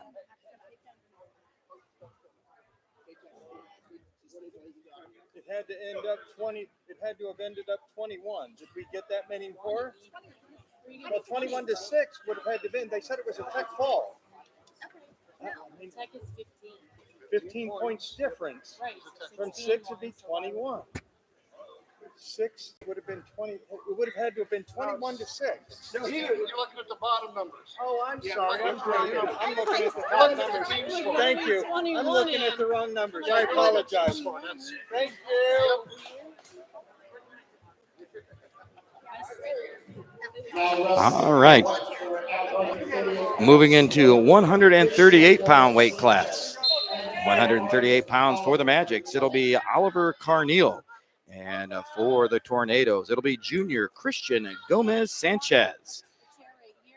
Last year, Sanchez, a 2022 state alternate. He's a junior. 8-5 record posted so far this year. And right away, Carneal out with the takedown, 2 points. Turns it over, and just like that, with the fall.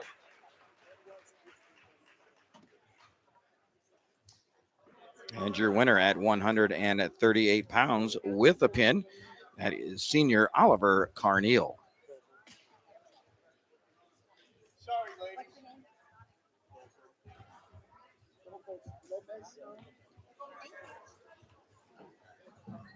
Now wrestling at 144 pounds for Dover.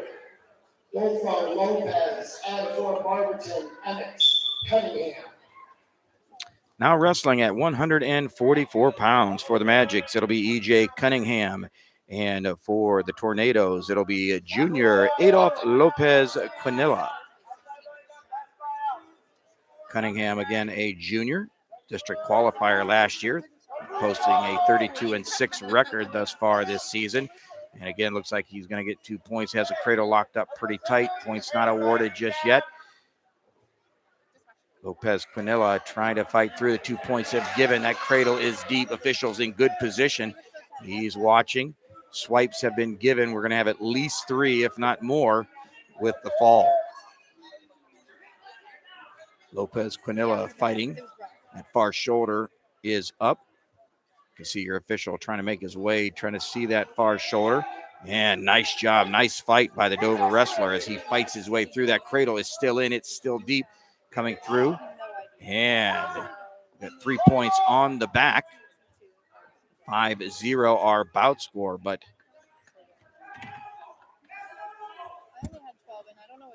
Lopez Quinilla coming out. No point on the escape. Has not relinquished control as of yet.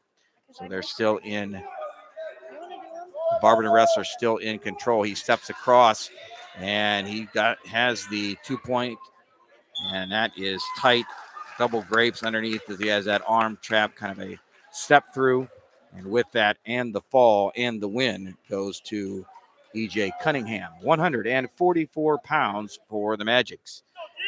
18-17 is your match score. Moving into the 150-pound weight class.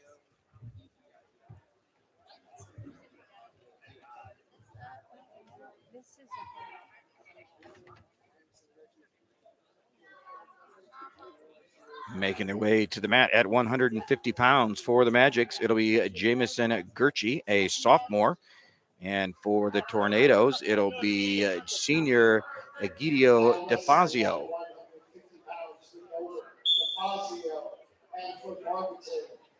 DeFazio posting a 23-2 record so far this season. Last year, a state qualifier for the Tornadoes.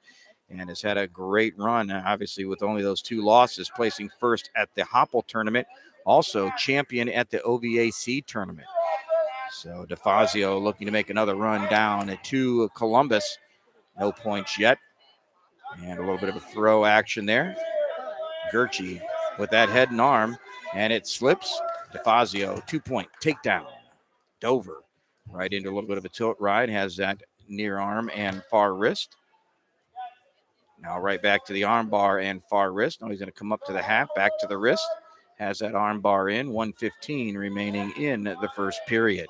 Arm bar's there. He's going to want to run around that to the head. Trying to run. He does.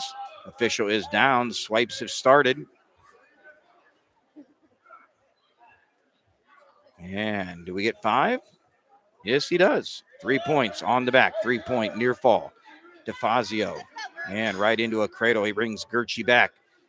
Puts that bottom knee in the side. It's tight. That shoulder was down for a moment. Gurchie not giving up. He's fighting. Wants to get off his back. And nice job. Turns left, turns right off his back. Oh, and with the whistle. Again, another 3-point near fall off that cradle position. The senior versus the sophomore. You can tell DeFazio a bit more seasoned here as the match continues.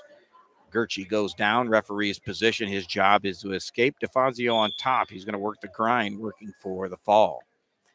30 seconds remaining in the first period here for these 2 wrestlers. Armbar is in. And the far wrist gathered. Again, DeFazio takes it down, plants that far shoulder. He's going to try to run it over the head, comes back. Gertchie trying to fight that shoulder down, release that armbar, but cannot. DeFazio with the half on the far side. Armbar, half. And we're going to go to short time, end of the first period. And that'll do it after one.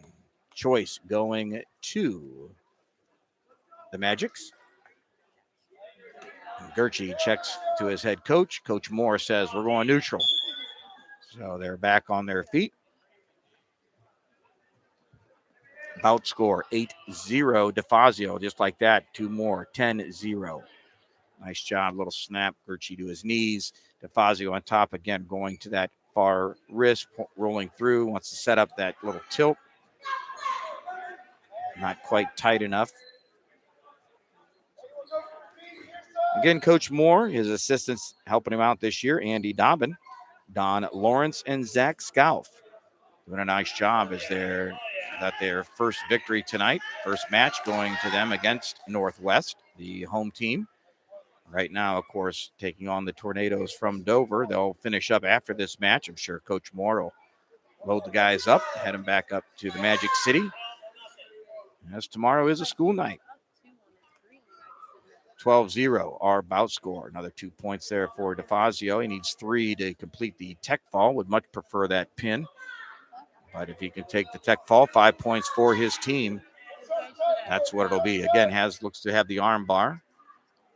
Has the wrist.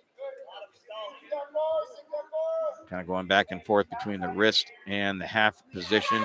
Now he looks going to try to suck him back. He does. Official has the count. Gertchie trying to fight through. Not sure. And there it is. The fall. Slap of the mat. Pin for Dover's Egidio DeFazio. He'll extend that record to 24-2. Nice job. Gertchie, though, nice fight by that young man. Has nothing to be ashamed of. And we'll move to the 157-pound weight class. At 157 for the Magics, it'll be Josh Kurliko. Wrestling at 157 pounds for Dover. Kurliko, and for Barberton, Slider. And wrestling now for Dover at 115 pounds. It'll be freshman Dominic Attino Slider. So Kurliko versus Slider. Slider in on the takedown. And again, Slider, a freshman. Nice job on that single leg. They go out of bounds. And Kurliko, the senior for Coach Moore. Those wrestlers kind of stalking, feeling each other out here early part of the first period. Their match score, 23-18, Dover.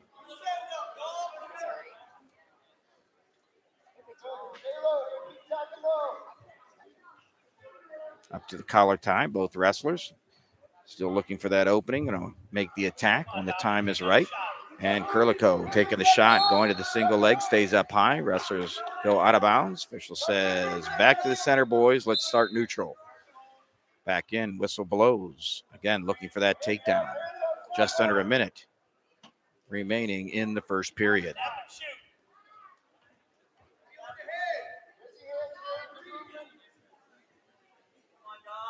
Both wrestlers circling. Like to see they're staying at the middle of the mat. Not working the sides, but very nicely done. Little hand fighting there, back and forth in the head, looking for that shot. Who's going to take the shot? And they see both of them trying to wait for that mistake of the other wrestler. So we'll see. There'll be a point in time where the official will want to see a little bit more action.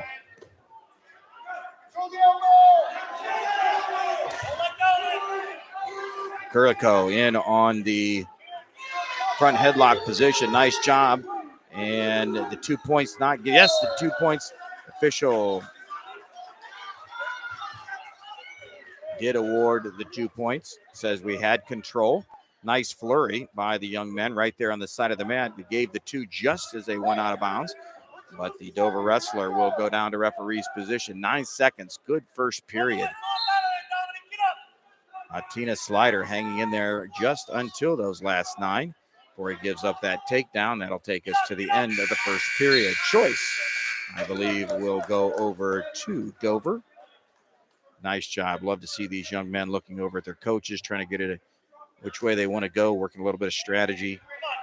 And Slider will defer, give choice to the Magics. Again, Kurliko looking over. Coach Moore says, let's go down. They're in referee's position. Kurliko down, looking for the escape. Slider on top. He'll work the grind, work for the fall. Now this Dover wrestler has to return to the mat. He's got to be careful. He doesn't want to get with stalling. Just as they go down, little hip reversal over top. 2-point reversal into the cradle. Kurliko has it. Swipes have started. The officials right there. Shoulders are up a little bit of an awkward position, that near shoulder. See if he can get it down. No, he kicks free. Nice job. Well done by the freshman as he kicks himself free. 3 points awarded on the near fall for Kurliko. We'll take our score to 7-0. 7-0, your bout score. They're on the side of the mat there. Official in good position, watching.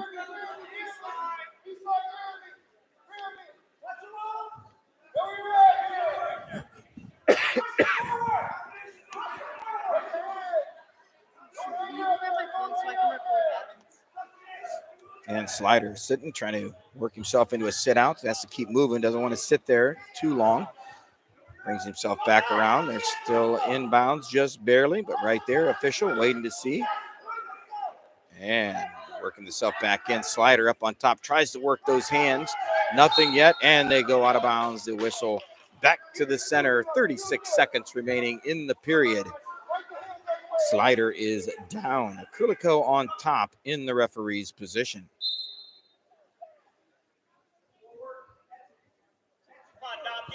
Ben Slider needs to get those hips cleared a little bit, get that foot on the mat, try to get him up, get onto those hands. He's going to stay down there, possibly turtle up, work on those hands. Got to get some hand control underneath. Right, open the gate, if you will, and cut those hips through. Kurliko doing a nice job on top. Has the arm bar in now. Arm bar near wrist. And he's going to try to tilt it up. And now he's shifted. He's going to go out over top the head. He's running over. Got to get those hips down a little bit. And time will run out. No points on that flurry. Nice job on the arm bar. Choice to Dover. Slider looks over to Coach. Coach says, we're going to go neutral. Back on their feet. 7-0 your bout score. We only have a decision going here. Of course, Kurliko would like to get at least one more takedown. Take that into a major decision. That gives him an extra point onto the team score. Good movement. And Slider, of course, would like to see a takedown, cut that deficit down just a bit, and keep that bonus points off the board.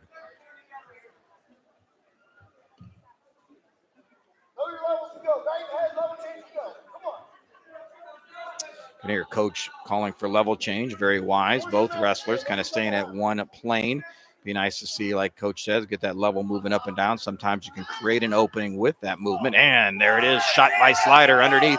And comes through, but again, right there, a little bit of roll theatrics, 2-point takedown for Kurliko. He's again in on that arm, head and arm, reverse type situation. The swipes have been given. Can he withstand and not give up the fall? Peeling off the hand, off his throat. Nice job by this freshman to try not to give up the fall. And he does. He comes out of it again. Well fought. Nice job. 3 points on the near fall. 12-0, your bout score.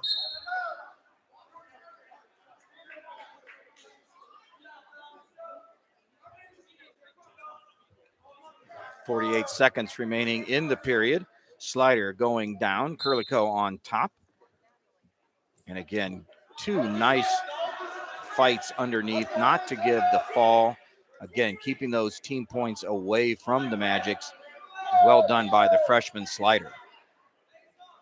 30 seconds as we go into the final period of this match. 30 seconds. Kurliko wants to try to get one, does not want to give up that last 3 near fall. If he does, that'll give the tech fall decision.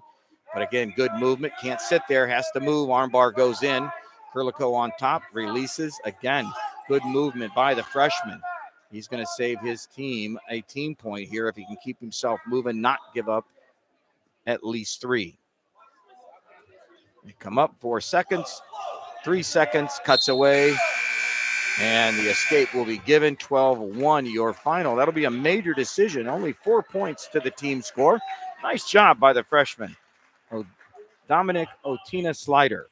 Well done. Victory by Josh Kurliko for the Magics.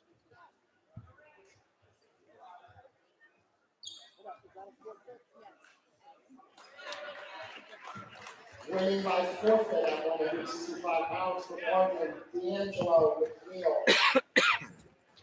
At 165 pounds, the Tornadoes will give a forfeit to Barberton's DJ McNeil. So that 6 points goes onto the board. 28-23 Magics take the lead with that forfeit. 28-23 going into the 175-pound weight class.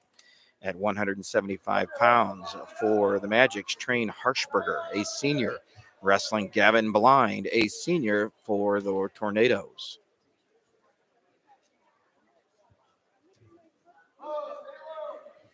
Again, Harshberger, 24-8 this season thus far, a district qualifier last year. Did a nice job. Sure, he wants to return there and take it a little bit further. Find himself down in Columbus in March.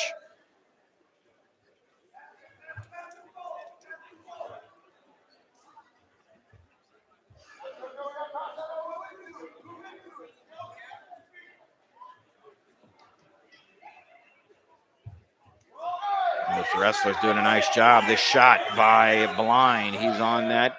Good scramble by Harshberger. No points yet. And coming up on top with control and 2 points. That'll be Barberton's Harshberger. 4 with a official Terry 4. Nice job watching there as he awards those 2 points. Under a minute remaining in the first period. Harshberger with the near wrist has that head down, not quite in a head lever position, but kind of there. Wants to work the arm over top, works into the arm bar, has an arm bar near side, trying to fight underneath to the near wrist. Blind working himself up, trying to get that foot on the mat. Oh, we put the foot and head a little too close together. Harshberger coming across with the cradle. Hands are locked. 20 seconds remaining. Blind's got to kick that leg free. Doesn't want to go across. Doesn't want to give up the back points. And nice job. Does not at this point. Short time in the period. Harshberger again with the pull. The swipes will start.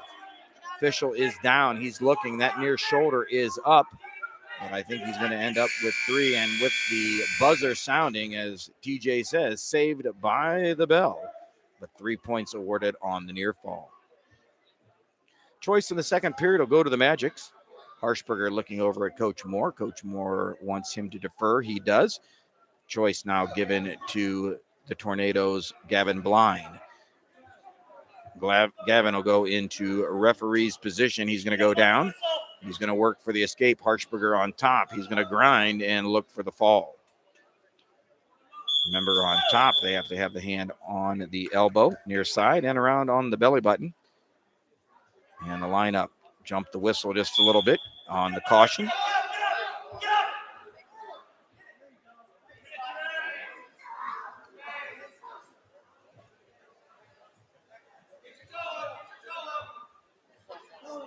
Harshberger with the near arm trap, has the wrist, tries a little bit of tilt maneuvering there, but does not get enough with the hips to get him back onto the back.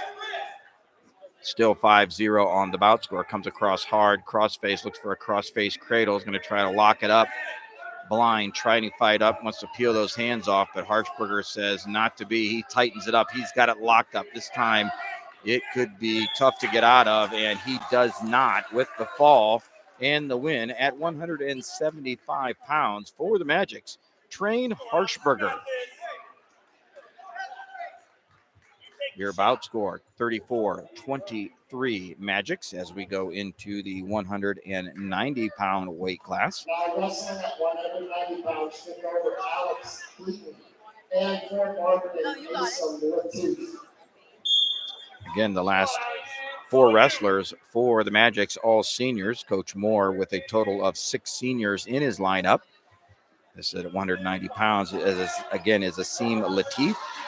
And Asim with the strong takedown, kind of in a bear hug position. And for the Tornadoes at 190 pounds, it's junior Alex Heaton. Come on, Alex, get up on that whistle.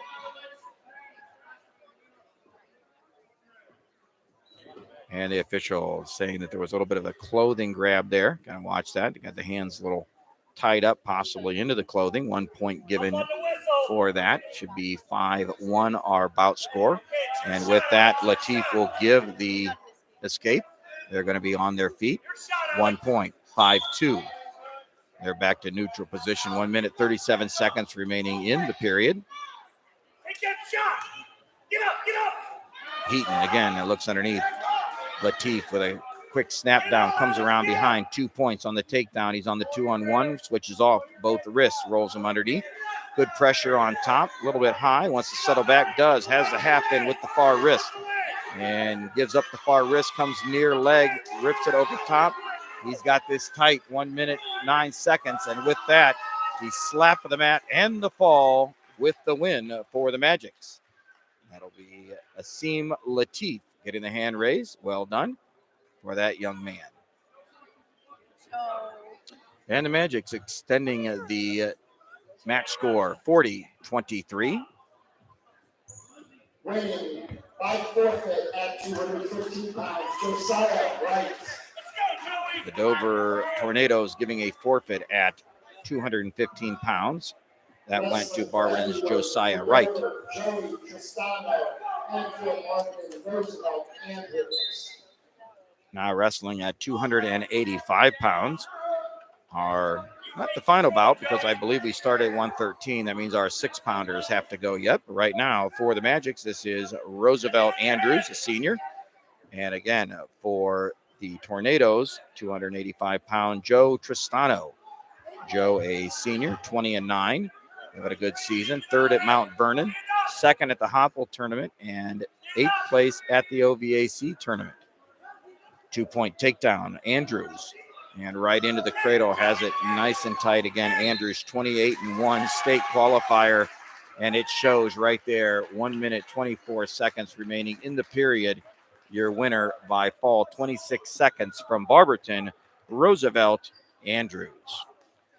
Roosevelt also, we look back, he is at this point ranked number 3 in the state rankings, Division 1.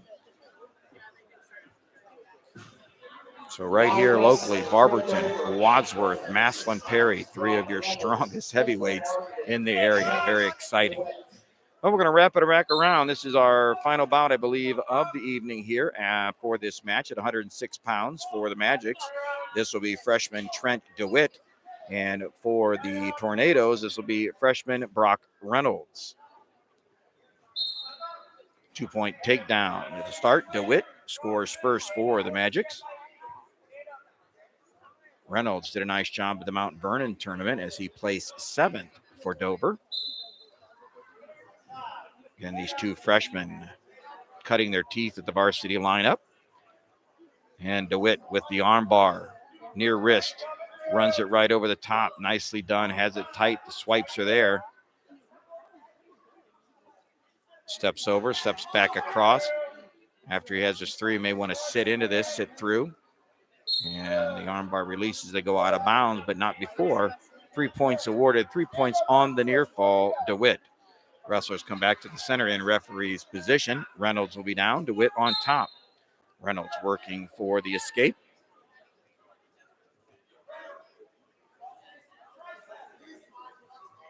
DeWitt kind of working that cross face a little hard. You better watch coming across a little too hard. Sometimes you come across, and the official says, nah, a little too rough. But he comes off of it, goes back to his arm bar near wrist. And official says, nope, out of bounds. Let's go back to the middle, boys. Back to the center they go. Reynolds is down, DeWitt on top. 1 minute, 2 seconds remaining here in the first period.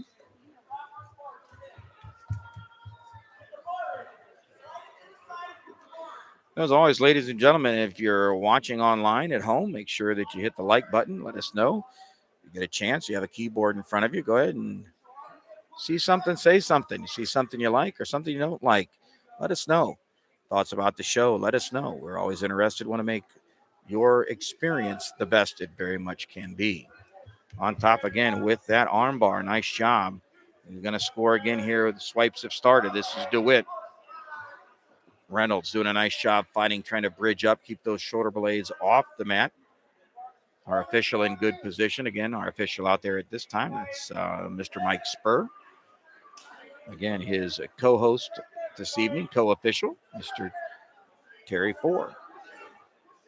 And they settle back in. Again, nice job, Reynolds.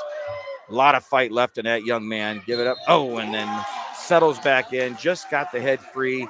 DeWitt settles back, settles down, gets the fall. 6 points in the win, Trent DeWitt. And I believe that should do it, ladies and gentlemen. That should be the final match between these two schools. And the Magics go 2-0 here this evening. Your final is the Barberton Magics 58, the Dover Tornadoes 23. You see our teams lining up, shaking hands. Always love to see that sportsmanship between our programs. Well done to both of these teams. Wish all these young men, especially the Magics. Of course, we have the Dover team facing the home team, Northwest Indians. They'll be facing off next. Again, we want to wish Jason Moore and his team good luck as they move themselves. I believe tomorrow starts the round of the state duels. I do believe the Magics have opted in for the state duel tournament. Of course, teams have the opportunity to opt in or opt out. But if they're there, we want to wish Coach Moore and the team good luck at that event as well as for the rest of the season. And I do believe we're going to see a few of those young men down at the shot in March. Well, that said, we're going to let the two teams kind of switch sides. The Tornadoes are going to go to the other side of the gym. We'll let the Indians come out, get themselves prepared as we get ready for our final match here this evening. The Northwest Indians, home team, senior night, youth night, taking on the Dover Tornadoes. We'll be back.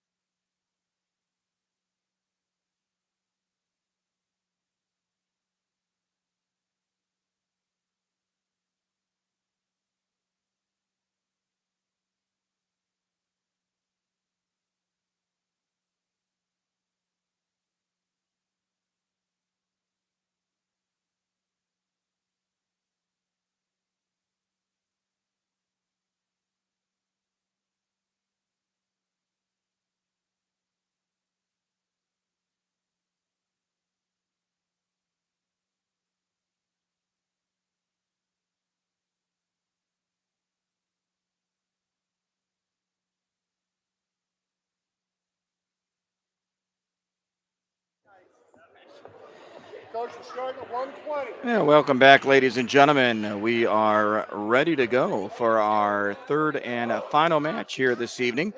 And we're going to start this one at 120 pounds.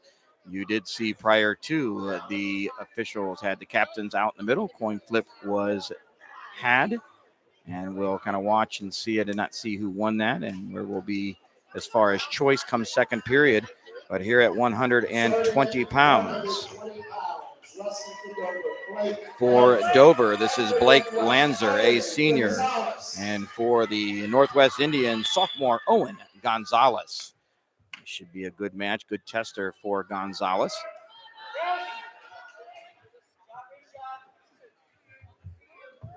Both wrestlers, nice build, nice job, good movement. They go out of bounds back to the center.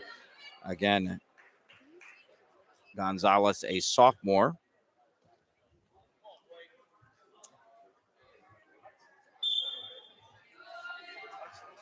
Lanzer, a senior. Again, Lanzer with placements throughout this season, various tournaments. Again, this will be a good test for Owen. And nice job, tries to come across. Lanzer has the head, got the arm up, but Gonzalez not giving up the 2 just yet. And the official does give the 2-point takedown. And he's got that half Nelson around pretty deep, has the arm out in front. Owen fighting, definitely not giving up, going to fight through. He's going to try to peel that hand off. He does.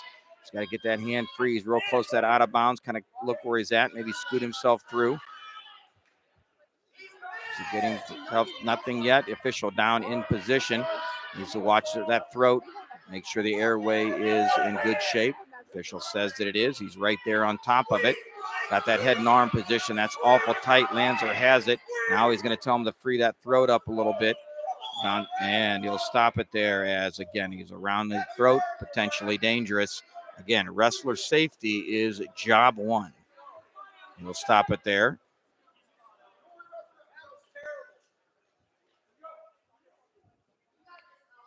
And 5-0 your bout score. 2 points on the takedown, 3 points on the near fall. Gonzalez down, Lanzer on top. Gonzalez working for the escape, Lanzer working for the fall. Quickly off the whistle, goes into the legs. Gonzalez doing a nice job. Owen trying to break 3, wants to get that arm back. And kick that leg free, wants to get himself out of that leg position and get that hand free over top. Nothing as of yet as far as points. Pulls through.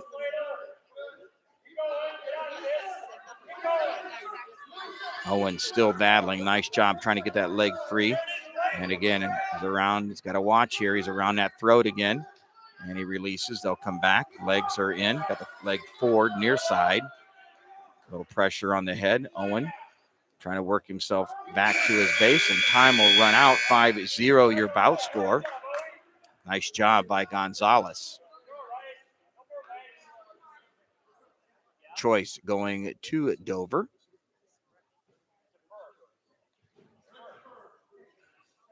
And Red's choice, correction, Gonzalez's choice. He defers. And Lanzer will go on their feet. Neutral takedowns, hard tie by Gonzalez. He comes right out off that whistle. Overhook on that far wrist.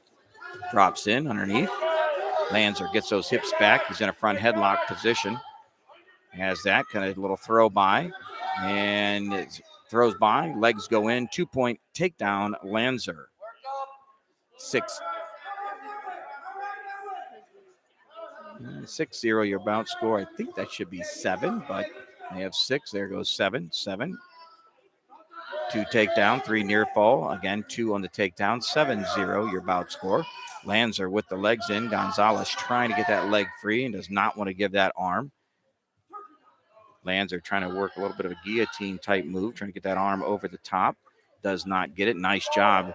Gonzalez trying to sit into that leg. No points given. You can hear Coach Kalai trying to tell Owen to get those legs together, try to pinch it free, try to get that leg out of there, break himself free. Far side's got the half Nelson in, and Owen says not to be as he fights it off, working underneath on the fingers, trying to get that hand off his wrist. Lanzer on top again, though. Owen doing a nice job. Lanzer with those short legs kind of fours it up as they do. Kind of wait for Owen to come up. Gonzalez staying strong underneath. Needs to kind of fight his way up, get that leg free, get a foot on the mat. And again, comes up. Lanzer slips the leg in. Elbows are in nice on Gonzalez's part. And he come a little strong with that crossface. Official did not feel that was the case. But again, on top, time runs out 7-0 into the second period. Owen's choice, third period. Official asks for choice. And Gonzalez goes neutral. He thought about going down, but I'll tell you, after those first two periods, I'm not sure down is where he wanted to be. Back on his feet is not a bad place. Maybe even on top. Hadn't seen anything on top. Maybe catch Lanzer in something, but nice double leg by the senior. 2-point takedown for Lanzer. 9-0 your bout score. Gonzalez got to break his way to his belly. Doesn't want to give up any more back points there if he can. He's got those legs kind of turked and scissored. Wants to get himself back down. Lanzer and the official right there watching that knee. Yep, there he goes. He's going to stop action right there. Again, athlete safety is number one. They'll go back to referee's position. Gonzalez is down. Lanzer on top. Lanzer will give the escape. 9-2 your bout score. They're on their feet. Whistle blows, hard tie by Lanzer, collar tie. Gonzalez tries a little shuck motion, comes up over top and down for 2-point takedown, and right away Lanzer in with the legs. Near side. We're the owner of the Chevy Suburban, Silver and Color, Chevy Silver Suburban. Moving to the 1 minute mark. Gonzalez just trying to fend off the flurry. Not sure which way Lanzer is going to go with those legs in, whether it be a cross face or far wrist. Lanzer is a little bit high. Gonzalez needs to kind of rump up, look for the head hunt just a little bit. Might pull it through, and he does. Nice spin around for two, get his takedown. Or a reversal, reversal. And he gives 2 points for the reversal and 1 point for the escape.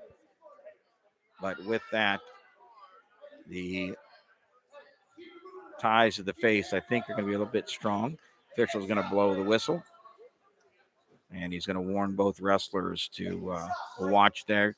Cross faces were coming a little strong by Lanzer with the legs in.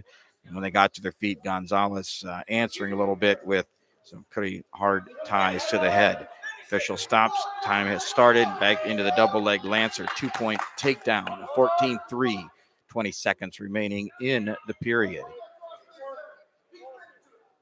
Gonzalez doing a nice job. Just does not want to give up those back points. No additional points for the Dover wrestler to extend that team score. Again, first bout of the evening. Lanzer right back into the legs. And that'll do it. I'll tell you what, the young sophomore doing a nice job fighting off the flurry from the senior. But with the 14-3 major decision, 4 points on the team score, your winner from Dover, Blake Lanzer.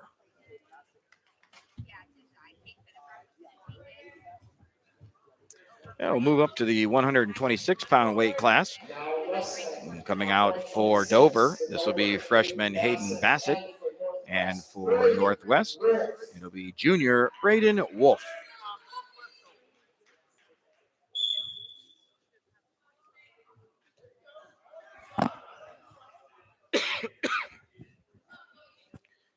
The freshman against the junior right now, 2-point takedown, and Wolf.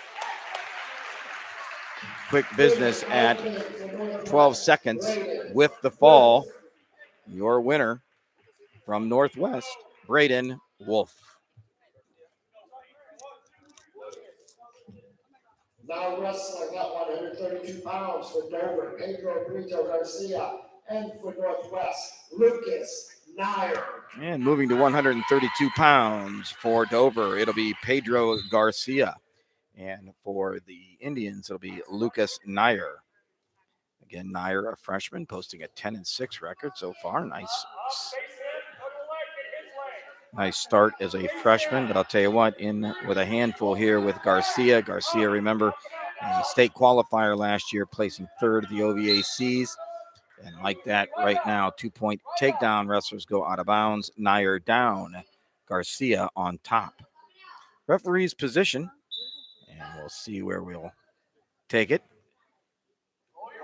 Quickly off. Nice leg pinch on top. Good position by Garcia as he has the near arm. Traps it. Near wrist. And he's going to roll through to a little tilt position as that elevation does not get the motion to stop. They roll back through. No points. He's going to bring it back the other way.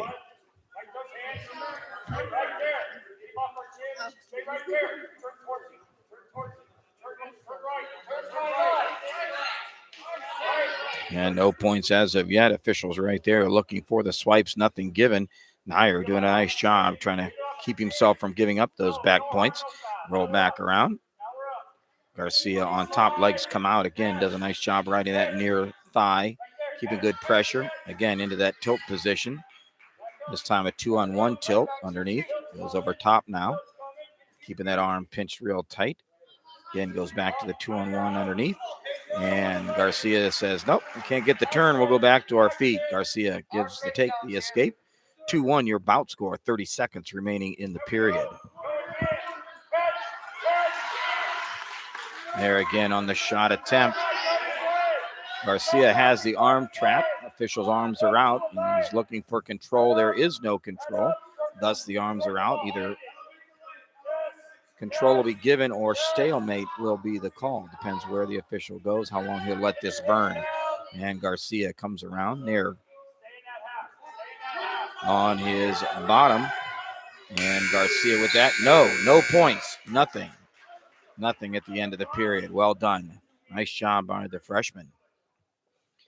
Dover has choice here in the second period. Looks over to his coach.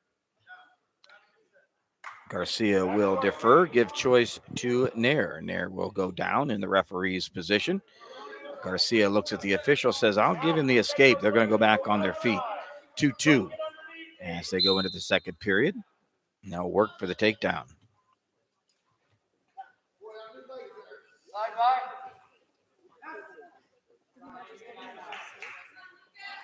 Garcia changing that level. Nice little quick shot right on top of the ankle. Driving across, switches over to the second leg. He's got it wrapped up. He's just got to climb the body. Does. Official says we have control. 2 points, Garcia. 4-1 your bout score. And Lucas almost to his back. Does a nice job. One thing I like about these Northwest wrestlers on the bottom, keeping those elbows in real nice, trying to keep from the arm bar or half Nelson. They do a nice job keeping those elbows in. Get back up to his feet, 6'3", but with right that Garcia just a little too strong and goes into a takedown. This time he has the leg split.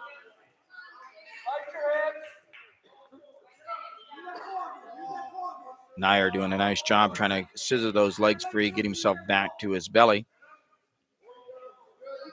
Garcia has the half Nelson in. It's deep this time. Going to settle back in. Pulls back down the near arm. Official, good position. We have 5 swipes, so 3 at minimum if he doesn't complete the fall here. And with that said, and 44 seconds on the clock, the mat is slapped, and that'll do it with a fall and the win from Dover. 132 pounds, Pedro Garcia.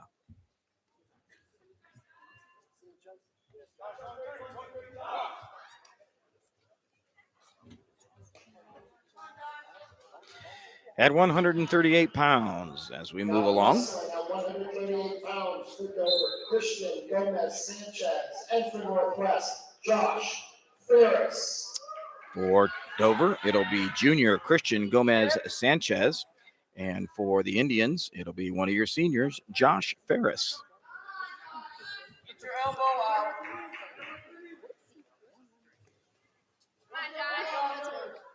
Ken Ferris, a district qualifier last year. This year placed 7th at the Medina tournament. Again, one of the bigger tournaments here in Northeast Ohio. Nice job. Well done on his part. Last year, of course, Gomez Sanchez, a alternate to the state tournament. I'm sure his goal is not to be an alternate this year. He wants to make the ride down to the shot. And 2-point takedown, Ferris.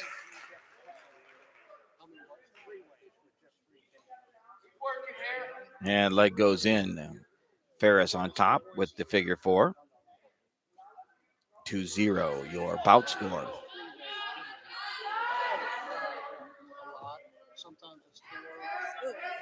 Ferris lifts Sanchez off the mat. Again, has to be careful when he brings him down, has to bring him down under control and safely. Ferris does a nice job.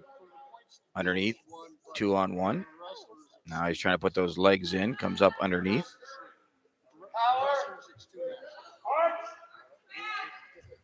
Puts a leg in. Now he's got both legs in. And now he wants to power half or get up on top of their shoulders. He does. The power half is in. The official says, nope, you can start it. Once a little bit too strong and far with that, potentially dangerous, as our official will stop the match again on wrestler safety. Gomez Sanchez will go down. Referee's position Ferris on top. Ferris quickly with the legs in. Goes to that far arm. Trying to scoop it up.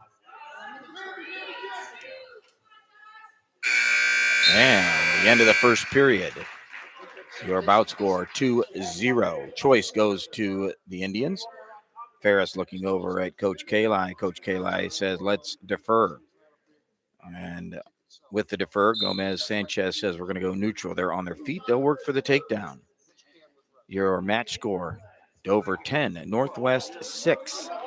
3 bouts in so far. Ferris coming around, has that head. Can he step across for the 2-point takedown? Nothing yet. And he swings through. 2 takedown, Josh Ferris. Ferris trying to bring Sanchez back into the middle. Quickly drives those legs back in. Now he wants to extend him, start working on those head and shoulders up top. Another big step with a head hunt. Working underneath on those arms. Wants to do something to cause a little bit of grief on top shoulders and head.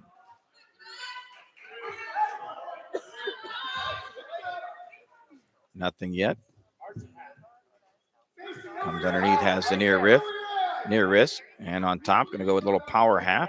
Has that near side leg in, not real deep, has the kind of the short we would call the spur ride or short leg. Goes half Nelson far side, and as he tries to bring that over, they'll go out of bounds. Whistle sounds back to the center. Again, Gomez Sanchez going down. Ferris on top.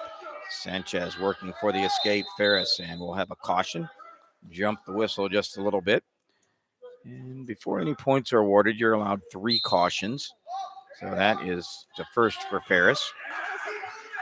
Usually with these more experienced wrestlers, you don't many times get to the penalty phase of that, or 3 times. But with that, we have a nice reversal by Gomez Sanchez. Well done. 4-2 your bout score. Ferris on top. 30 seconds remaining in the second period. Again, Ferris will have choice in the third period as he deferred to Sanchez in the second. Working underneath. Gomez Sanchez trying to work a little bit of a power half, trying to get those shoulders down, trying to expose the back. Officials in great position there, trying to see that. It's not going to happen. 3 seconds, and that'll do it. The end of the second period. Choice going over to the Indians. Ferris takes a look at Coach, and no doubt about it, he points to the down position. He's going to go down in the referee's position. Up 4-2, wants to extend that with an escape or a reversal, one of the two. He's down. Gomez Sanchez on top. Whistle blows. Right away, Gomez Sanchez tries to go in with the leg. Leg comes free, and he'll work that near arm. Wrist underneath. Ferris needs to build the base. There he does. And as he does, the legs go in on the near side by Gomez Sanchez. Has that far wrist. Now the arm bar goes in a little bit below the elbow. Would prefer to be above the elbow. There he's got it above. He's got the far wrist. Now he's going to try to run it. Ferris has got to work the hips side to side, not let that run happen. Armbar is still in, releases the wrist, decides not to go up to the half with it. Going to try a little bit of a tilt, and the official does have 2 swipes. So at this point, move has not been broken, so we're going to stay in that position. Again, the count will restart each time they go back into position. He's got to watch that knee. 2 points on the back.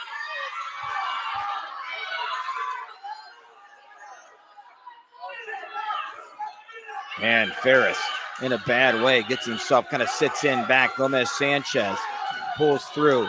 The official that says that we do not have any back. 4-4, our bout score. 30 seconds remaining in the period. They're right on the out of bounds line. Armbar goes in. Ferris cannot give up, and the whistle blows as they go out of bounds. Ferris holding his shoulder. He's got to weather the storm. He's got to take a deep breath, get himself composed. He's down. 25 seconds. With an escape, he can win, or a reversal. He cannot give up the back points. At minimum, they go into overtime. He's up into a tripod position. Kind of scoots Gomez Sanchez, breaks him back down. They're underneath the arm. Boy, there was locking hands, but he didn't see it. He was right in front. But sometimes it happens. And the quick flip, the reversal, not yet given. Not yet given. He's letting it burn. They're given it 2. There's the 2 on the reversal. And no back. 2 point on the reversal. And correction, he did give 2 back point. And great match. Josh Ferris. That final at 8-4, coming back, tied up 4-4 with the win from Northwest. That'll be Josh Ferris.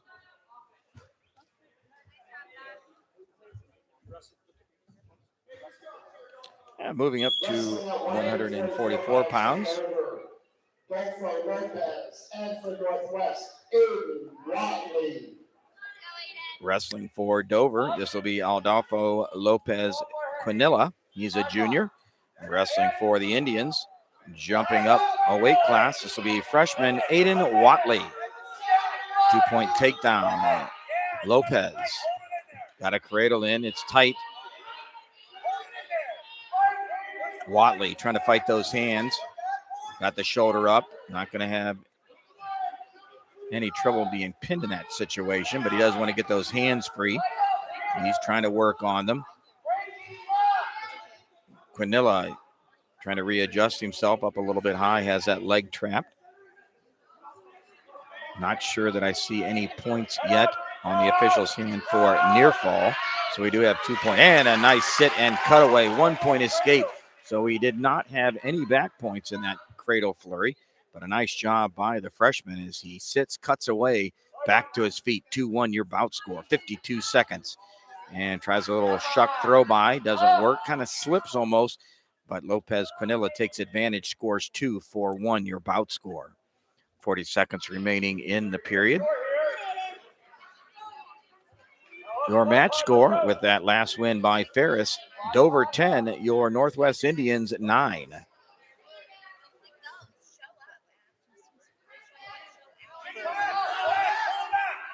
Watley had to watch his back, and the official has started the swipes. The exposure is given. 15 seconds, short time. He rolls through, but it was enough to get 3 points on the near fall. 3-point near fall, Lopez Quinilla. And comes a little strong with that crossface, and the official's going to stop time with that one, give an unnecessary roughness call. That was a little strong. No need for that. Definitely was in control of the match.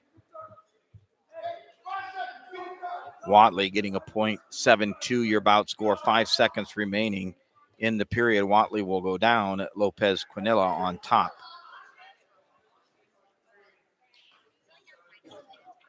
And prior to the whistle, there'll be a caution, green.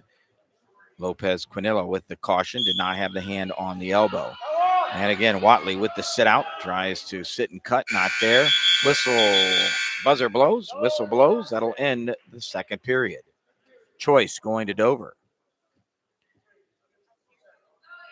Lopez Quinilla looks over at Coach. Coach says, we're going to go neutral. They're on their feet, work for the takedown. 7-2, your bout score going into the third period. A little bit of a collar tie. You can hear Coach doesn't like that collar tie, wants him off the head. And a little shuck motion there on top. 2-point takedown, Lopez Quinella. 9-2 your bout score. We're getting close to bonus points. Right now, still a 7-point differential. 3 points only on the board for the team at this point. Legs are in, reinforced half. Watley's got to withstand the pressure and going a little bit too far. Official will stop it with potentially dangerous, the call. Watley to go back down. They'll be in referee's position. Lopez Quinella on top. He'll work the grind, work the fall. Watley looking for the escape. Whistle blows. Watley tries to come up, stopped, and into the arm bar near wrist. And we're going to have the swipes again. Kind of fell back into that position. Don't see a fall happening here, but definitely going to be giving up the back points. Watley trying to give up, peel those hands off. You can see he's trying to work that hand free, trying to work that grip off the wrist. Going to work down. Lopez coming out front, going to try to pull that chin back. 50 seconds remaining. And he's got to watch the potentially dangerous here. Keep the airway open. And he's in a tough position here. There. Lopez Quinella has it very tight. Kind of head and arm out in front. Needs to bring that near shoulder down. Again, the official in good position to see the fall. And with that second kick, last kick, that'll do it. And with the fall and the win from Dover, Adolfo Lopez Quinella.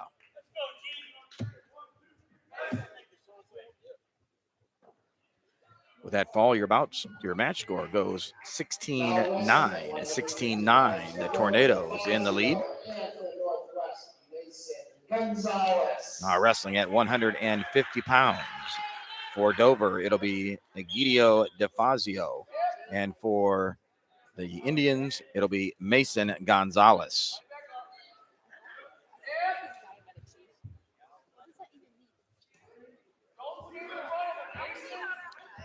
Two-point takedown for DeFazio.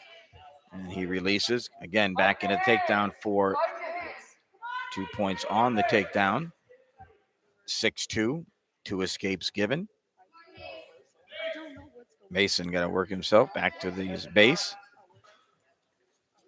And again, no escape points given. Wrestlers go out of bounds. They'll go back to the center. I believe Gonzalez will be down in referee's position. Again, DeFazio, 23-2 state qualifier last year. And he'll give the escape to the senior. They're back on their feet. 6-3. Again, Gonzalez, very physical wrestler.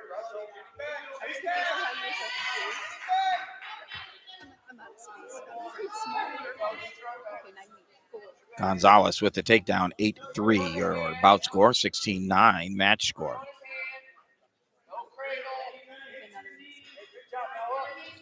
And Gonzalez doing a nice job. Mason coming out front, gets the escape. They're back on their feet, 8-4. And quickly dropping into the single leg is DeFazio.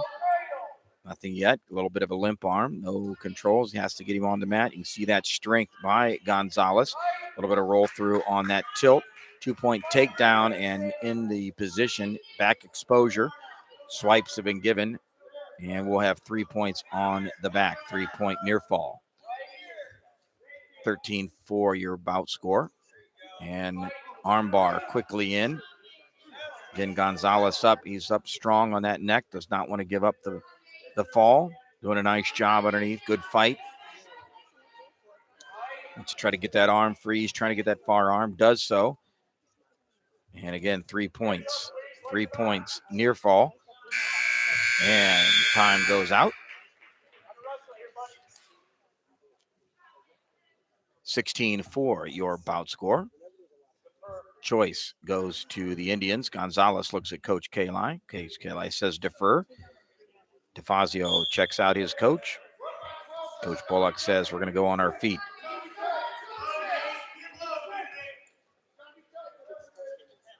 And nice job. Good pressure by Gonzalez trying to work through, almost getting that takedown right on the edge. Nice job. Continues scrapping all the way through. And back to hand control. They're on their feet. Drops in, has that near arm.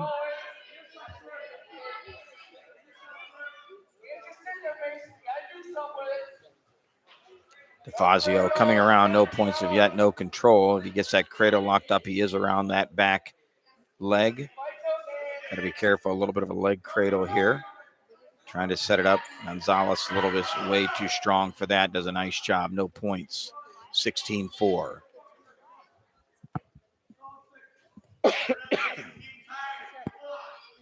Wrestlers in neutral position. Strong collar tie by DeFazio. And a little bit of a throw by. 2-point takedown. Dover, 18-4. Just under a minute remaining in the second period. Working that cradle.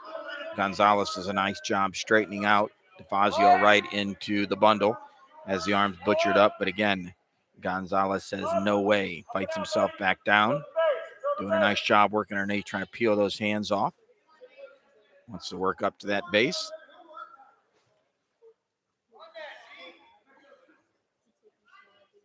DeFazio on top has the arm bar. Looking for that far wrist. Back and forth between the far wrist and the half Nelson. He's looking for 3 points. Looks like he's going to get some back points here. 20 seconds. Gonzalez cannot give up the fall here. Wants to fight through, to swim through and tight. And DeFazio tightens it up right there at the very end. And he will score the fall for Dover. Your winner with the fall in the third period, Egidio DeFazio. Your bout score 22-9. Dover on top.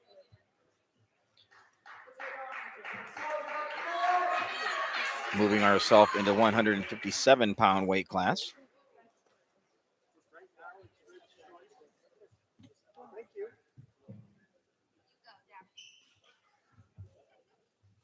Wrestling at 157 pounds for Dover, Slider, and for 150 for Northwest, Jackson, Silman. All right, at 157 pounds, moving right along for Dover, it'll be freshman Dominic Tino Slider. And for the Northwest Indians, this will be Jackson Silman, also a freshman. So the two freshmen here at the middleweights. And the double leg shot by Slider. Nice drive through. Wrestlers go out of bounds. Official says, nope, no two. Back to the center they go.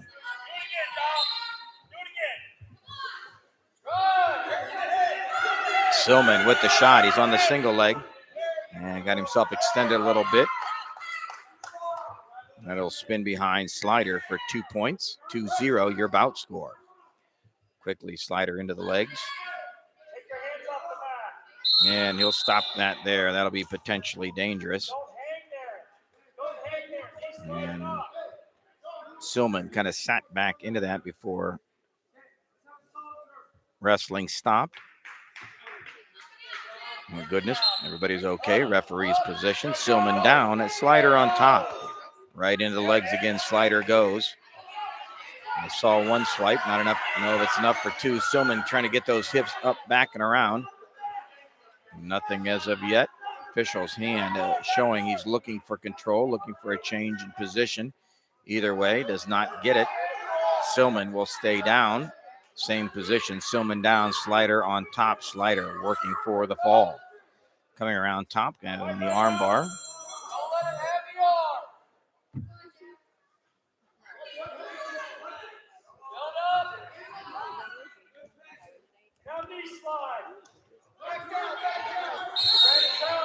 And wrestlers go out of bounds. Silman doing a nice job. Keeps coming up.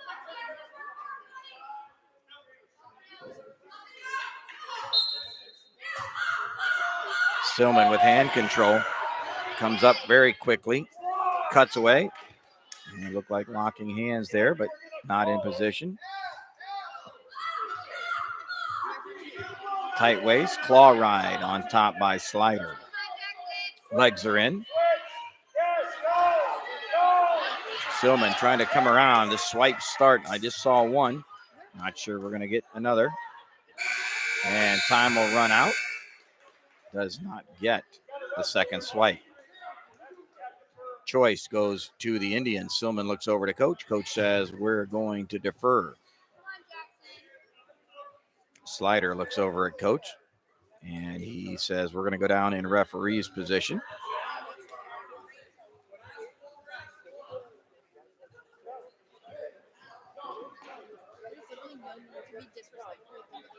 Coach Bullock coming across. Let's have a little discussion about positions by the official. Seems to be satisfied a bit with what he heard, so he'll head back over. We'll go into the second period.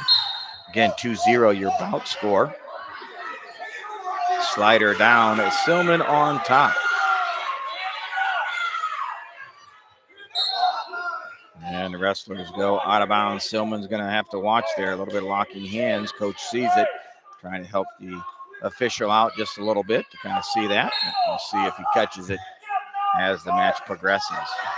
Boy, Silman quickly into both legs on top. He's trying to kick out those arms, try to extend. Going to get himself, going to get those hips up a little bit. A little swim move by Slider is going to create a little bit of a problem for Mr. Silman. And 2 points on the reversal. Comes out the back door. Slider on top, right into the arm bar. Has that wrist. He's going to run it across. Silman doing a nice job. Keep that arm tight to the body. Doesn't give it up. And the arm bar does not go. Slider's got to come out to something else. Silman up to his feet. Going to work those hands. And they go out of bounds. Back to the center. Silman down. Slider on top. Nice job by these two freshmen. And with that, the escape will be given. They'll go on their feet. Silman gets 1 point, 4-1. And a little premature on that shot. Head was down, and Tillman spins around for 2-point takedown, 6-1, your bout score. Silman trying to come around on that little bit of a sit-through, but gets caught by Slider. Slider is going to score back points. He does. 3-point near fall, Dover. 30 seconds remaining in the period. On the crossface, has that far tricep. Silman builds his base. Nice job. Let's try to get a foot on the mat. 20 seconds remaining in the period. There he does. Foot is up. Working on those hands. Nice job. Goes out of bounds. And he'll have to restart with 14 seconds. Tell you what, though, Silman doing a nice job. Keeps coming up. Keeps working on those hands. Doing what he's supposed to do. And Slider right now with the legs in. Sitting in. And with that sit in, though, you got to keep that head down a little tighter to the hip. Got to fight that arm through if you're going to sit into that leg, because if not, this happens right here. It gets the head caught and gives up 3-point near fall. 12-1, your bout score. And Silman has choice in the third period. Silman will go down. Slider on top. Whistle blows. Slider goes right into the legs. Again, Silman. Now he's sitting down the leg, kicks the leg free. He's got to kick through. Looks like he might, but no, the leg is still in. Did not get it free. And again now, Slider on top, going with the reinforced half. Tries to force that head down, has the leg in near side. Catches the far arm. Does not want to give that arm up. And Slider trying to put it underneath into a kind of a guillotine position. He has it. Just got to be careful as he takes it over. Official's right there. And he's not going to let it go too far before he's going to stop that. He doesn't want that shoulder injured. And the arm and fights 3. 1 minute, 13 seconds remaining in the period. Legs still in. Silman still trying to work. And again, sits in. Gets cross-faced across. There's 3 swipes. 4. 2 on the back. 14-1, 13-point differential. Does not want to give up any more here.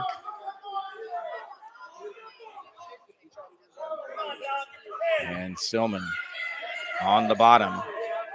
Slider puts the leg back in. Silman trying to come up, just does not want to get head hunt again. They're in a tripod position. Official wants to watch that. Now into a banana split, trying to get back points. Oh, and there is 1. Only a 1 count, does not give it up yet. Nice job by the freshman. Nice fight. Comes back up on all fours. He's on his feet, trying to work those hands. The official says out of bounds. 21 seconds remaining in the match. Nice job. Silman in a couple of tough situations 2 or 3 times, keeps fighting, doesn't give up the fall, has yet to give up the tech fall. He's going to save his team a minimum of a point, if not 2. 10 seconds remaining. Work on those hands. Slider on top. He's got to control in this. He's going to win it. A little bit of a tilt. Does not go. Buzzer sounds, and that'll do it. Nice job by these 2 freshmen. Your winner, 4 points. Major decision, 4 points to the team score from Dover. Dominic Atino Slider.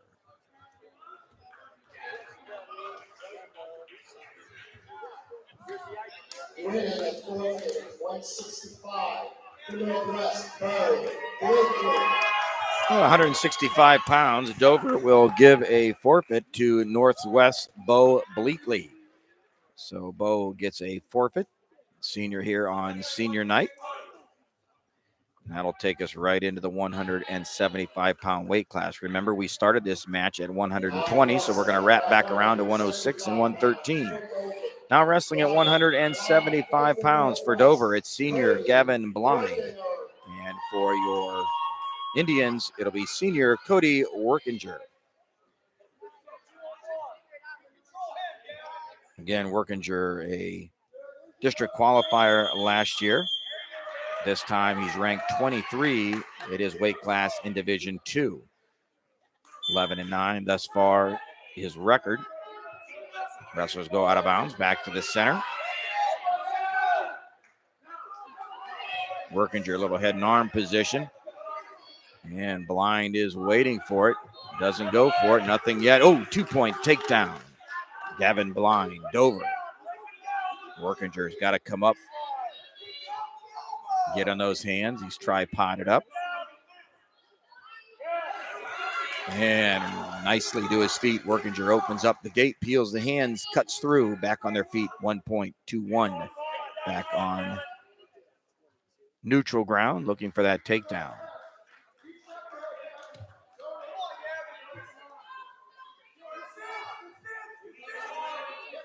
Both wrestlers working some inside control on the hands and arms.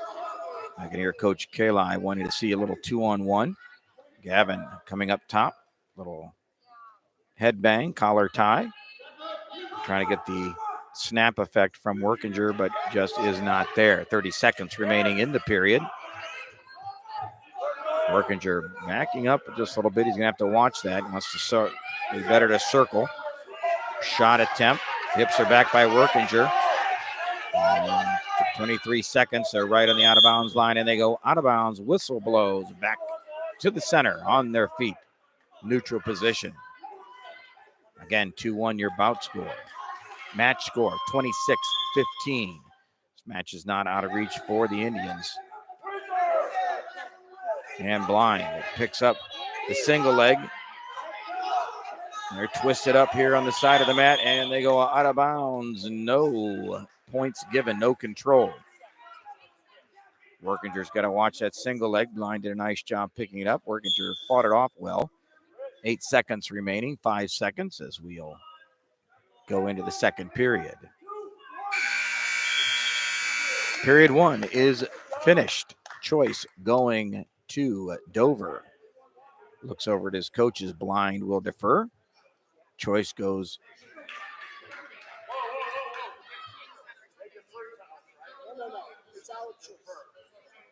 Okay, that's a correction. Choice in the second period was Northwest Workinger. Workinger looks at Coach Kali. He'll defer. Gives choice to Dover.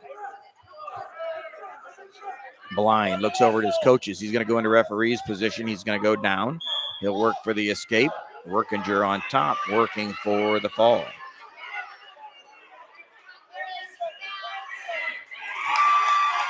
Blind doing a nice job trying to get to his feet. Workinger keeping the pressure on.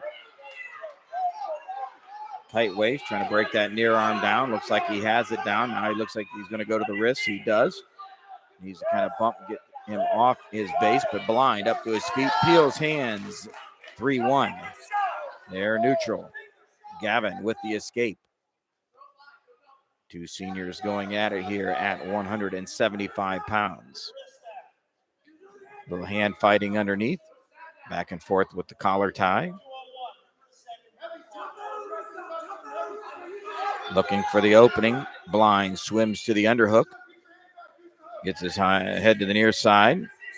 Got to use that underhook, possibly into a high crotch, something with it. Just kind of hanging, Workinger bringing good pressure down on that arm. Not giving the opening that Blind wants to see. Blind to the 2-on-1. Comes back out, both on their feet. Again, not much level change here with these two big guys. It'd be nice to see somebody changing that level, get a little different plane, a little different eyesight as they're moving back and forth. Nothing as of yet. Both wrestlers looking for that opening. 35 seconds remaining in the period. Good motion. They'll go back to the center.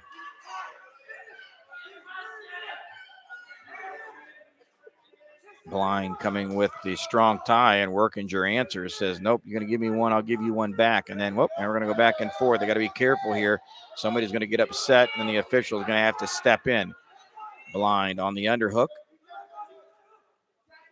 10 seconds, short time in the period, short time. And this will be choice going to Workinger in the third period. Again, your bout score 3-1. Workinger looks over at Coach Kali. Where will they go?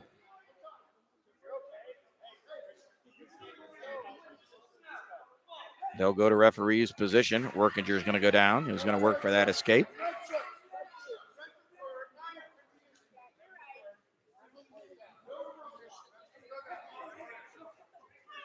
All right, they got the decision sorted out. Workinger is going to go down. Blind on top. Whistle blows. Workinger quickly up. He's on his feet. He turns. Got to return him to the mat. He's going to get stalling. Nope. He just gives that takedown or the escape 3-2. They're on their feet neutral. Workinger can score the takedown, take the lead. Blind can extend it with a takedown of his own. Both working that hand position. Again, they're going to go back up top with this collar tie. Second period, they got a little bit strong. I hate to see somebody get hit with a unsportsmanlike, a little bit too strong of a tie. Hopefully we won't see that. Back and forth. Workinger has to score here. Little arm drag attempt. Did not get those hips around with it, and Blind right now into the underhook. Needs to get that head to the other side. There he does. Going to have to do something with it. Workinger using the head nicely to defend that position. Defending as well, but Workinger is going to have to try to make a takedown attempt here at some point. 1 minute remaining in the period.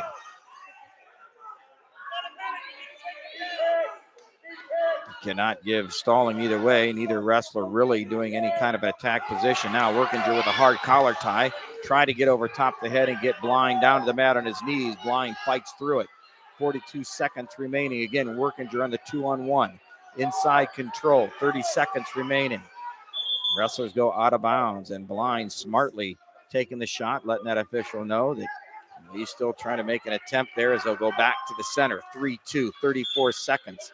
These two seniors battling it out. Again, level change not there. 2-on-1 by Blind. And in on the single leg, it's Workinger. Leg is up. He comes around the waist. The whizzer is in by Blind. Will he go down? 19 seconds. And he tries to throw, but no. Blind settles the hips. And with that, gets a 2-point takedown and the fall as Workinger ends up on his back. Blind tightens it up. 6 points. Dover, Gavin Blind.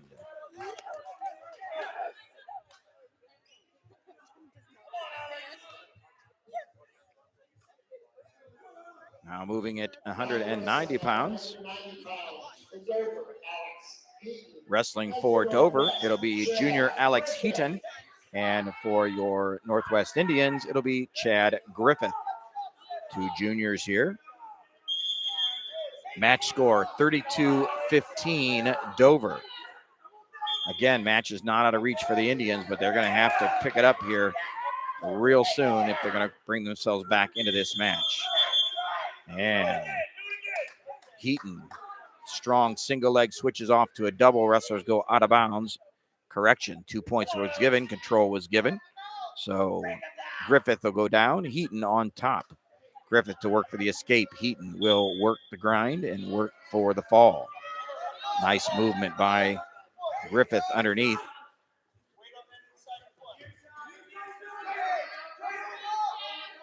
Heaton riding off to the side on that near ankle, over top the head, and grip coming up nicely. Will he get the 2 reversal? He does. 2-point reversal just in the out of bounds line.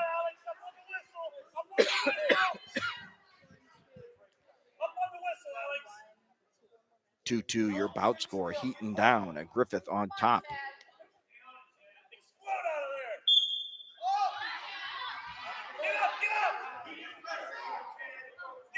Heaton comes up, but Griffith right away with the pressure has that ankle locked. He goes to the arm bar. Might want to try to flatten him out just a little bit. Now he sits, Heaton, and cuts back on the far side, out of bounds line. Officials right there watching.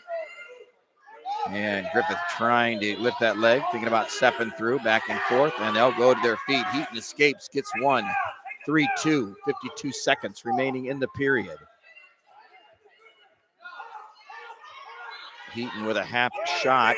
Griffith stops, has the underhook over top. A little bit over, too much over the back. Might want to get those hips back just a little bit. He's pulling on that near ankle. Can he get the 2? Wrestler goes out of bounds. And official says, nope, was out of bounds. I'll tell you what, awful close to fleeing the mat, but does not call it. Wrestlers are on their feet. 3-2, 34 seconds in the period. Griffith almost scoring 2 there. Heaton over top the arm. And Griffith, not really sure why we're going with the throw right there, but does. Ends up on his back. Heaton on top. And with that, Heaton with the fall and the win for the Tornadoes. Griffith doing a nice job there. Not sure that the throw was quite where he wanted to go with that, but must have felt something there. Well, that's just something he'll learn from, and he'll improve that before the season goes. 215 pounds. I do believe this is going to be a forfeit for the Indians. And that is the case. 215 pounds receiving a forfeit. That'll be Brad Garber. So after the fall and the forfeit, your bout score or team score, 38 to Dover, 21 for Northwest.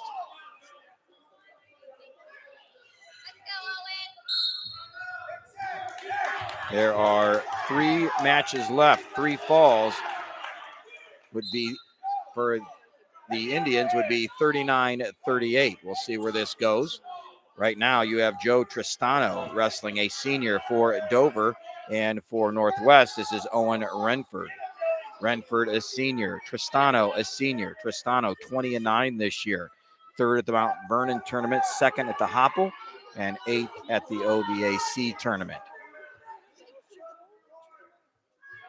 Reinford has tall order here, and 2-point takedown, Tristano.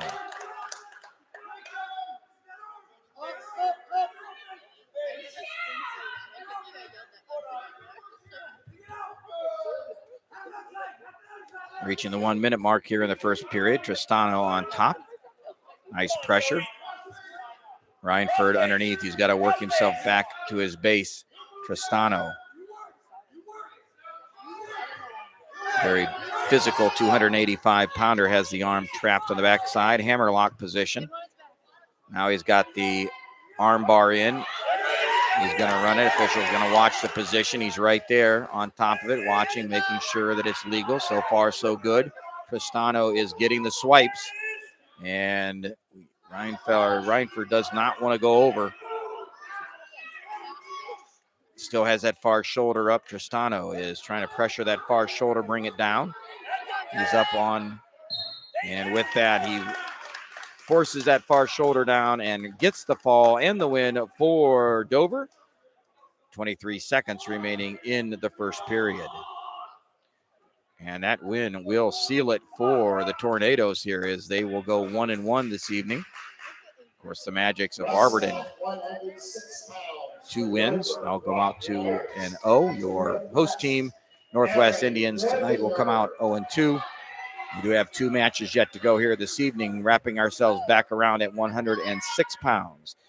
Again, at 106 for Dover, this is freshman Brock Reynolds. And for the Indians of Northwest, this is Aaron Workinger. Aaron, a sophomore. Again, nice 13-9 record. Doing a nice job this year as he prepares for sectional tournaments just around the corner. Again, Reynolds doing a nice job at the Mount Vernon tournament where he finished 7th. Nice little duck under by Workinger. And he lifts him and quickly puts Reynolds to the mat for a 2-point takedown. 2-0, your bout score. But again, Reynolds coming up very quickly. Coming up. Workinger, though, taking him right back down to the mat. Again, 44-21, your match score. Workinger looking over at Coach Kali. And the legs go in. Now we'll possibly see their arm bar, wrist, reinforced half, something up on top. Once those legs go in, you want to start working on that head a little bit. Work on those head and shoulders. When you step across, maybe a little head hunt. A little reinforce. There goes the high leg.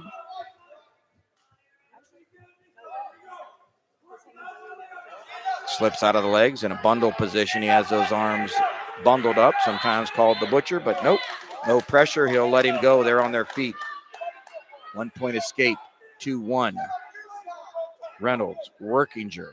20 seconds remaining in the first period. And a little cross shot by Reynolds. And cross face. And spin behind, 2-point takedown, Workinger. Took that cross shot. If you take that cross shot, you got to get those hips around quickly. You can't stay across the body like that. You're just in a really tough position. And Workinger scored quickly off of that. 4-1 as the period comes to an end. Choice going to the Tornadoes. Reynolds looks. Reynolds says, I'm going to go on top. So Workinger will go down. Referee's position.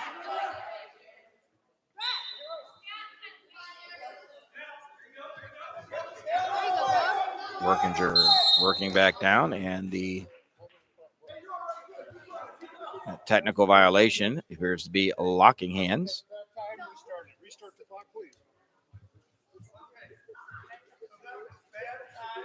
Because it was not their choice. It was Red's choice. Superb. So Red is first. So Green gets choice. Which one is it? Back on top. Now he gets And making sure the choice was correct. Choice should have been over to Northwest, not Dover. And the officials straighten it out. Workinger will defer. And Reynolds will go right back to where he was on top. Workinger with the escape. They're on their feet, 5-1. And quickly in on the single leg, Workinger. And across for 2. Takedown right on the far side. 7-1, your bout score.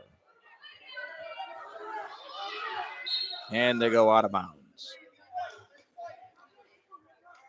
Well, unfortunately, tonight we didn't get a chance to have our co-host, John DePope Lowry, with us. I know he had some errands to run, had some things to do, so missed him tonight. Of course, we missed Jamie Faw's night. Jamie, of course, out of town, but I do believe we'll all be back together next week as we head to Carrollton High School. We'll be broadcasting there live next week.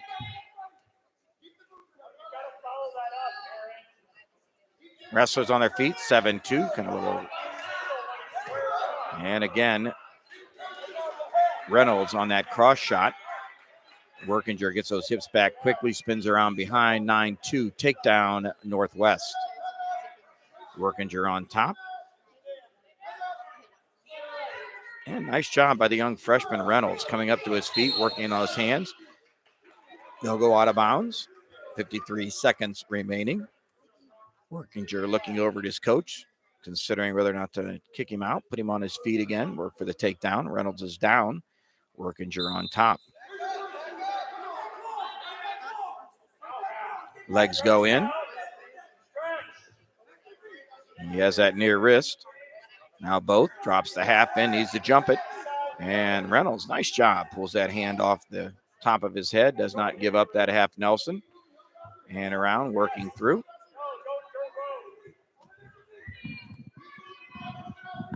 Put his hand in his crotch and snap. And Reynolds back to his feet again. Nice job by this young man coming up, trying to peel those hands off. Workinger has to, yep, there it is, has to get him back to the mat. The official says, nope, stalling, has to get him back a little quicker than that. Yeah, what do you think, boss? Everything okay? Great deal, man. All right, outstanding. We lost the Pope tonight. Yeah, that's what I just was telling our fans out there. We lost the Pope, but, things happen. I had errands to run, things to do, so let's hope he's okay and everything's good to go. Whistle blows, 7 seconds left. We're at 5 seconds as Reynolds again down. And that'll end the second period. Choice going to the Indians. Workinger looks over at Coach Kali. He says, where do you want me, Coach? He says, referee's position, you're down. So this is how they started period number 2. Reynolds was on top, Workinger down. Workinger, nice job, sits, keeps those elbows in real nice.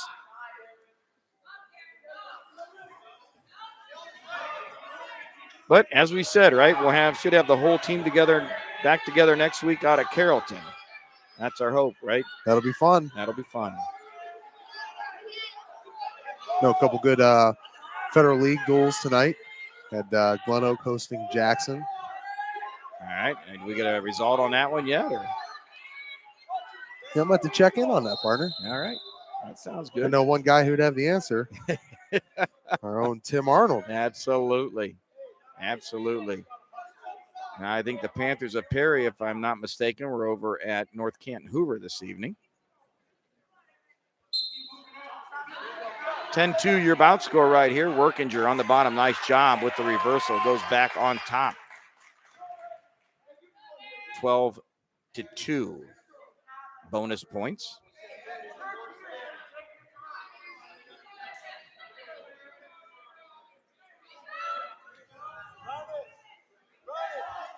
Some good comments been rolling down the pipe here, man. Everybody really enjoying Jimmy B. They always do. Fan favorite. Well, I see Travis Stroh out there. Thank you, Travis, for joining us this evening. We really appreciate all of our listeners out there and really appreciate when you guys chat and share to us. See something, say something, right? That's what we like to see. Yep. And interact. Say. So absolutely interact with us. That makes it fun. Love that. Thank you, Travis. We really do appreciate it. Again, nice job. I'll tell you what, this young man from Dover, just a scrappy, you can tell a little bit size difference here between Workinger and Reynolds. But Reynolds, again, just a nice job. Just keeps coming at you, keeps fighting hard. 16-4, 10 seconds remaining. Short time here in the match. And he's going to kick him out at a circle. And will not get that last takedown. Nice job, Mr. Reynolds. Well done. But I'll tell you what, Workinger, hard work, nothing against that young man. Did a great job. And it's 16-5, major decision. 4 points to the team score. Again, even though the match has been decided, hard worker. Great job, Mr. Workinger. Well done.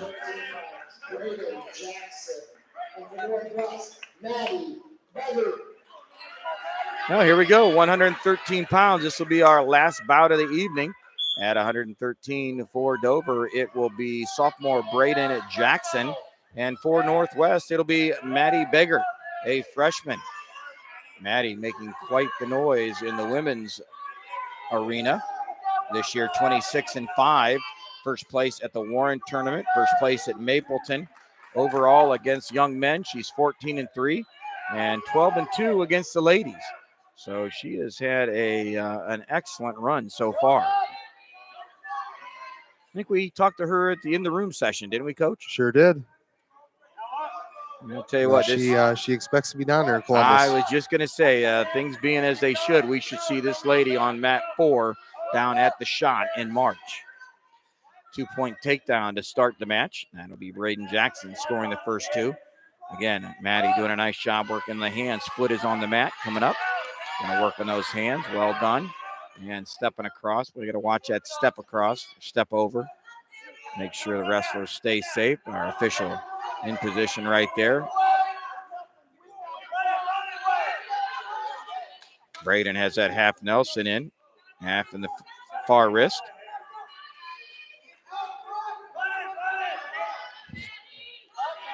Boy, 40. partner, I know we're all excited to see Matt number 4 down there at the shot. Oh, absolutely. We've talked about it all season. Absolutely. It's gonna be Oh, fun. nice job. 2-point reversal. Again, Maddie just kind of waiting till she found her opening. She finds it, gets the 2-2. 20 seconds remaining in the first period. Our last bout of the evening. Again, great to see these last two bouts, even though the match has been decided. Your 6 and your 13 pounder saying, nah, this is going to be our matches. Workinger winning at 6. Beggart trying to bring in the 13-pound victory. Jackson on his feet gets a escape right towards the end of the first period. Choice going over to the Tornadoes. Dover's choice as he looks over. They'll defer. Maddie looks at her coaches. Maddie's going to go down. Again, last period, Maddie with that reversal. Was Maddie part of that first match against Barberton?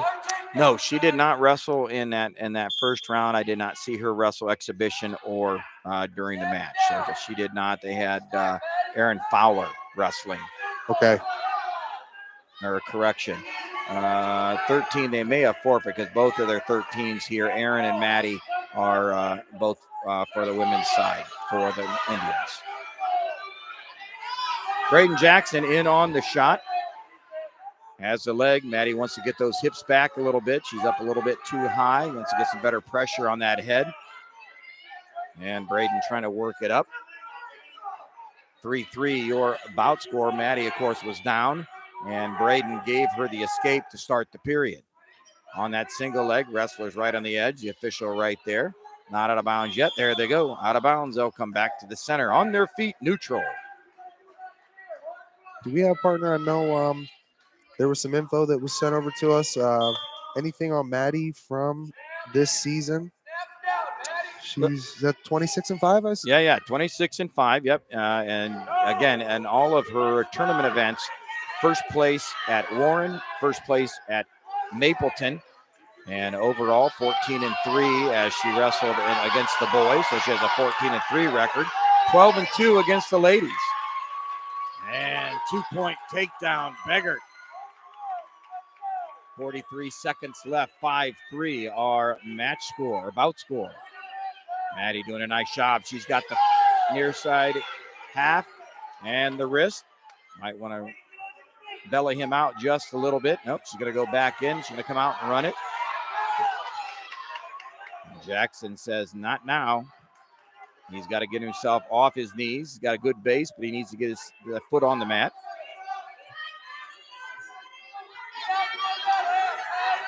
Coming near side, she has the arm trap, has the near far wrist. Still hard to Correction, near believe that wrist. Maddie's only a freshman. Oh, absolutely.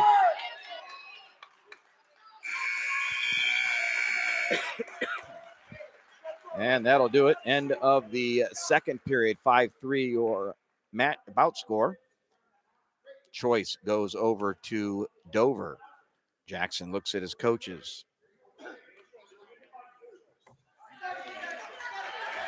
They're going to go on their feet, neutral. It'll be a takedown to win. Takedown for Maddie for the pressure and win. Jackson has to score that 2 to tie it back up.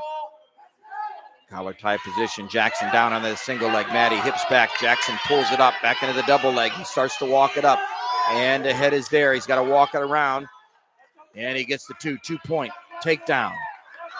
1 minute, 40 seconds remaining. Jackson immediately into the half, near side. Letting that head hang over the top. So watch that. Good pressure. Maddie to her feet. She cuts away and gets the 1-point escape. They're on their feet, 6-5. Your bout score. Again, into the single leg. This time drops short. Maddie coming around for 2. She gets the takedown. 8-5. Your score quickly. Wrist and a half. She rakes it across. And Jackson has to be careful. I only see one finger. He's got to be careful. He's got to have all 4. Official must not have seen it. Maddie down to the 2 and will go through.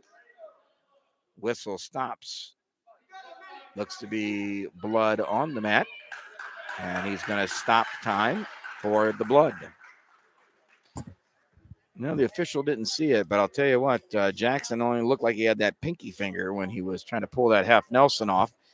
And need to have at least 4 fingers. Well, partner, while we have a moment here, a little break in the action. Do it. Before we wrap this thing up here tonight, let's talk about some of our partners here at Stark Media, some special people we want to mention. Hilscher Clark Electric Company. Make sure to check out their website at www.hilscher-clark.com. Also, our friends over at the Eagles FOE 190. You can check them out at eagles190.com.